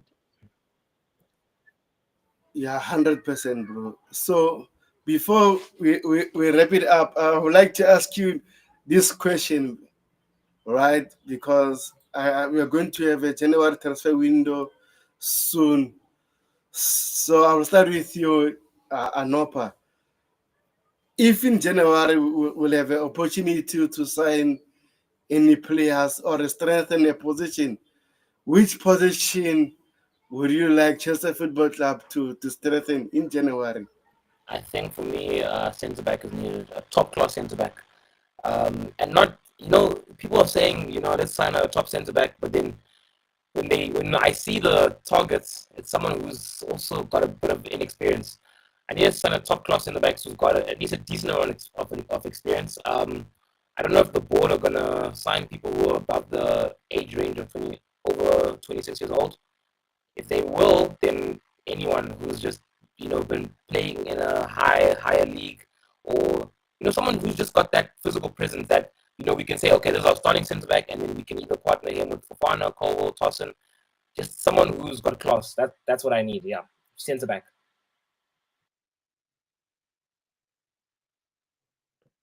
And Dante, what about you? Yeah, look, exactly like Nopa said, I think a centre back is very important, even though we do have, like I said, at the end of the year coming, Anselmino coming in, but he's still a young guy, even though he's very talented, he's still young. Like I said it a bit earlier, I need someone, yeah, it doesn't need to be a 30-year-old, 32-year-old, but, to be like 24, 25, really good experienced, more mature, a bit more of a leader, someone that, a bit more physical as well, probably a bigger guy, taller guy as well, a bit of physicality, because he'll slot right in there. And like I said, not to be the same like Colwell, Fofana, and to be more measured, calm, and yeah, someone like that can really lead that back line. I think that's important. Look, the keeper, we all know Sanchez. My thought about Sanchez, but I think Jorgensen can take that spot from Sanchez. In my opinion, I think he's got it in him, and we'll just have to wait to see if he does that or not, how long that will take. But I think that's going to happen as well sooner rather than later. Yeah, that depends what's happening up front. Like you said, Jackson is going for a while. He'll be going for a bit, and they probably will go very far in that tournament. Still maybe, and depends on Nkunku as well, obviously, but still maybe that physical center striker, someone physical, a different profile that we don't have. Someone that you can put on there for certain games and certain occasions, certain moments. Uh, you know, someone like that we were going. Obviously, we did try to get obviously Duran and Samu as well. We did try for those type of strikers. We just quite get it over the line. And look, they've both of them actually been doing amazingly well. So yeah, I think that could be important because, for example, if Jackson goes down with an injury, yeah, or in Kunku, we are very thin up top, and it is a very long season. We have a lot of games, So I think someone like that could really help. Like I said, it also depends if we have injuries or not, or if there's anything by then, because that will obviously make it even more necessary. Yeah, I agree with you guys. But personally, I mean, as much as I love Nicholas Jackson, we have players like Petro Neto, Rhys James is getting back. They like to cross the ball in the not the ball, sorry, the ball in the net, in the penalty area, and we have Nicholas Jackson, who at the moment is not an aerial threat. So we need a number 9. And I know Sporting Lisbon, they said they're going to sell Victor Gogoretz in January if the club are going to meet the asking price, but in the summer they might lower their asking price.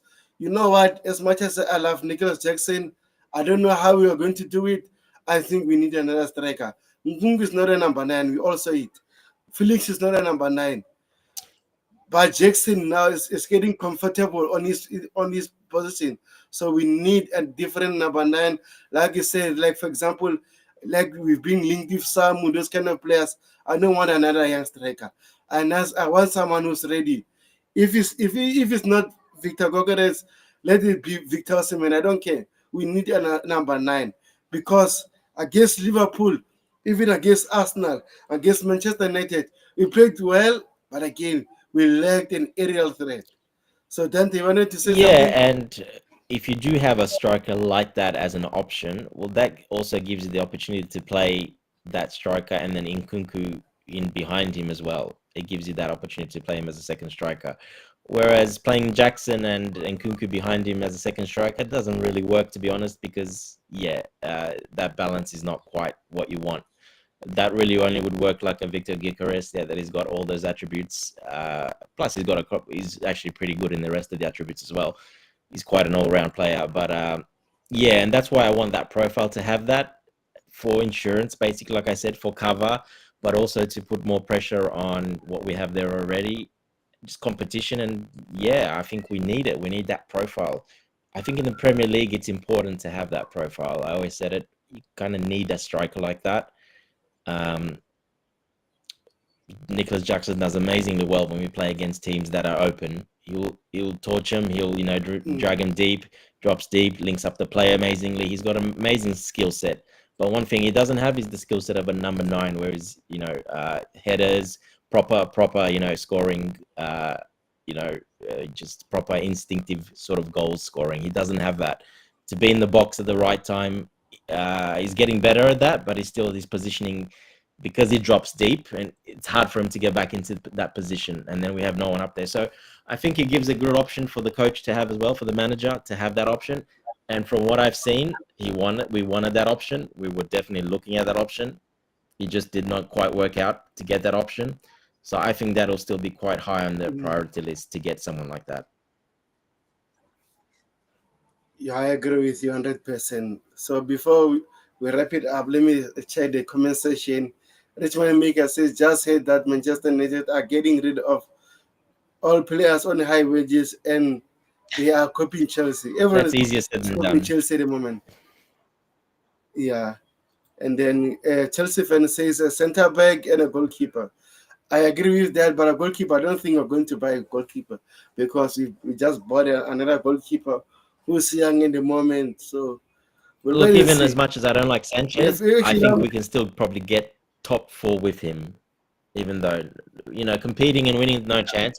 Yeah, Top 4, we can probably still get with him. Yeah, I agree with you 100%. Like, as much as I want to talk more about Sanchez, I think the Manchester United game, we should have avoided that penalty. He should have avoided that penalty. And the goal as well against Arsenal. Yes, how can you goalkeeper they beat you on a near post? Man, that's awful. But again, also on that game, I blame Malgusto and Noni Madueke. But They were sleepy. You blame them still, They were but sleepy. the keeper cannot get beaten there. And the big gap he left, the guy was always going to go there. There was nowhere else to go, basically. So, yeah, it's just that IQ for me with Sanchez. He hasn't got that IQ when it matters at critical times. He just switches off or freezes. and just forgets what he needs to do at those moments. And if you looked at it, I saw it. It's actually cost us 9 points. His errors. 9 points is will be an 100%. equal with Liverpool if that was the case. So it is very important. I think the goalkeeper is very important. But I still want to see, like I said, Jorgensen, because I think he's got all the attributes to be the type of keeper we need. He's a much better shot stopper than Sanchez, and ball playing doesn't even compare. He's way better ball playing and more technical player, left foot, right foot. So he's very good at that, and that's why we bought him. But yeah, he came in very late, didn't have a preseason, and he's a bit on the younger side as well. And obviously, Maresca's slowly being, getting him up to what he needs from him. And I think it'll be a matter of time because we can't keep going on like this. We can address that. We won't be able to address it now. That'll be in the summer or the season after, but most likely in the summer because we won't have the money to. There's no chance we won't have the money to get someone else like that.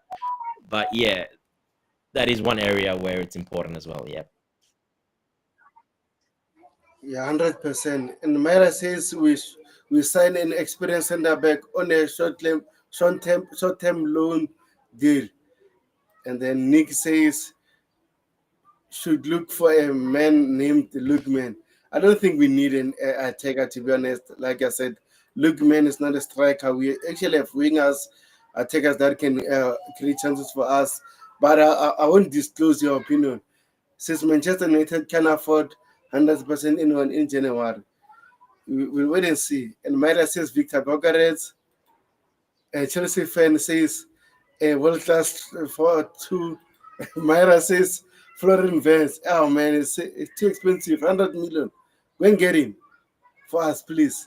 Look, it's not expensive for us. And We'll then spend the money. It's just if we have it's about the salary basically, and if he accepts something like that. But I don't think we are scared away from paying a player for that much for a player if he's, worth it. And I think Florian Wirtz is one of those talents in the world that is probably close to being worth it. He's proven for a few seasons now that he's at a young age that he can do it at the top level. So yeah, the salary is the problem. Someone like Bayern can come and offer him double than we can. yeah, I agree with you. And then let me it says Richmond Mega says yes, our coach was very angry that we didn't get a striker. We also read, bro. As much as we trust Nigel Jackson, we also that Chelsea wanted to sign a striker, and we did all means to get Victor Osimhen. Unfortunately, it was easy. He says buy Anelka. He says I love our goalkeeper. He makes my heart beat over 114 heartbeats beats. 114 heart attack zone need more shook. Yeah. Oh my gosh! I just read some other news. Let me actually share them before we wrap it up. Where's those news? Oh man! So Anapo, anything you want to add? What we've been saying? I mean, you guys mentioned everything. Look, for the striker position, what you guys were mentioning about how we have good deliveries into the box, so it would be a good idea to just get a striker who's physical, who's got a physical presence and can hit the ball. Let me ask you guys actually, if we went back in time before the summer transfer window closed, would you replace signing Felix for signing Amaradion instead? Well, I just want to hear from you guys. What do you guys think? I agree with you. I would rather prefer Samu Omorodion than Joao Felix. As much as I like Joao Felix, I think Samu would have offered something different than Nicola Jackson. But unfortunately, you know what happened. Actually, we don't know the real issue of this deal. We get reports from other sources says he had an injury. The other one says they couldn't agree image right. So we don't know what happened. I would love to get some, even John Duran. I liked him and Samu. My biggest issue was the price that the clubs were asking. I remember Samu was almost 60 million, which is for me is too much, and then John Duran was 40 million. So that was my biggest issue. But if you had a chance to sign them, even now, I'll take them because I think they are better than what they are having at the moment. We need a different striker. We can't always rely on Nicholas Jackson. You see now, it's getting comfortable that he's playing each and every Premier League game, which is annoying from me. So we need another striker. Hopefully we get it. We get one in January. But I'm not the coach. I'm not the recruitment staff. We'll wait and see. Dante, want to add Yeah, I something? agree. Yeah, I think that was the plan. It just didn't happen because of certain reasons. We don't exactly know 100% why, but that was definitely the plan. And I think we definitely wanted both Samu or Duran. It just didn't happen. Uh, both would have been really good, the type of strikers we need. And 40 million for Duran, looking at it back now, that's nothing. That's pretty normal fee for what he's been doing. So, um, even somewhere like the swap, with Gallagher. I mean, 100%. Yeah, I think that was the plan all along to get that striker. Because after that, even though we went all the way to the end with Osimhen, but I would have preferred those two over Osimhen, to be honest, just for better squad balance and just profile. I think it was a little bit better for me. And yeah, I think Felix was just an opportunistic sort of signing, almost forced in a way. But yeah, I think that was a bit of a business deal between both clubs because of what happened with Gallagher. So, look, Felix is a good. I mean, that's an amazing squad player to have. For instance, if something happens to Palmer, he goes down injured, and we don't have that player in behind. Well, I think Felix can do that pretty good. Not as good as Palmer, but he can do pretty good. I agree. I agree with you. And then Richmond Mika says Nicholas Jackson has been getting coached by Nkunku, and Nicholas Jackson has got an own personal coach to help him score more goals. And you can see by his finish, even the finish against Arsenal, even though it was offside, I think that was a brilliant. You can see he's improving, but again, we need more because this is Chelsea Football Club. Our strikers need to bang on goals. I remember we used to have Jorginho and Mason Mount, our top goal scorer in the season. Oh man, that was embarrassing. So we need to do better. So the latest news before we wrap it up, guys. So it says Good has been withdrawn from the France under 21 squad. The nature of injury, however, has not yet been revealed. Oh man, I don't like this. That's why I hate the No, he's, international he's break. fine, man. There's nothing wrong with him. He just doesn't want to go, and they just with the club together made the decision, and they're just saying he's got a bit of an injury. That's exactly what's happening with the rest of them. There's so many people that are pulled out of internationals because of that reason. Basically, their clubs are under pressure. They want them to stick around, and Colwell's the same. Colwell's pulled out because of a slight little concern. Obviously, Palmer as well. Did you see the England squad? Like 7 or 8 players of the starters pulled out. So yeah, I think it's nothing to do with being him injured. I think, yeah, he had a bit of cramp or something, but they're just making something up a little bit just to, because you have to, because if you get called up, you have to go. You have to, with the club, put a little injury or something there that he can't go. So yeah. Yeah, I agree with you. Anapo, you want to add something? No, 100% agree with Dante. I feel like players are just saying, you know what, it's better for me to stay at the club instead of going away on duty, just to not risk injuries. I mean, especially with Gusto, I understand because he's still playing for the under 21 squad. I mean, you don't really need him there, you know. I still think he should be getting called up to the French national team, the first team. But look, I'm happy our players are withdrawing. Yeah, so I think he's fine. I think he'll be okay. Yeah, 100%, guys. So I think we reach out end of the stream. Thank you, guys, for being here. Coachella, Dante, Anapo, we had the Rich Money Makers, we had Nick, we had Myra, Chelsea fan. All those guys were here. I appreciate it, guys. Hopefully, we see you soon. And I'll be trying to do another stream tomorrow. I think it will be a different this one. I just want to get to know more about Chelsea's women's team. So I'll do a stream about it tomorrow. I don't know what time.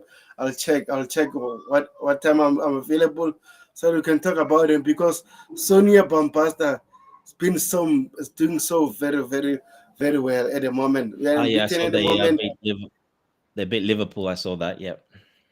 Yes, and then we are playing tomorrow against Celtic in the Champions League. So we need to address that also, just to give them their flowers. So, guys, thank you so much. I appreciate it. If you haven't subscribed, make sure you subscribe to the channel. I'll be Charles, guys. Take care, guys. Peace. Yes. Thank you for having me on.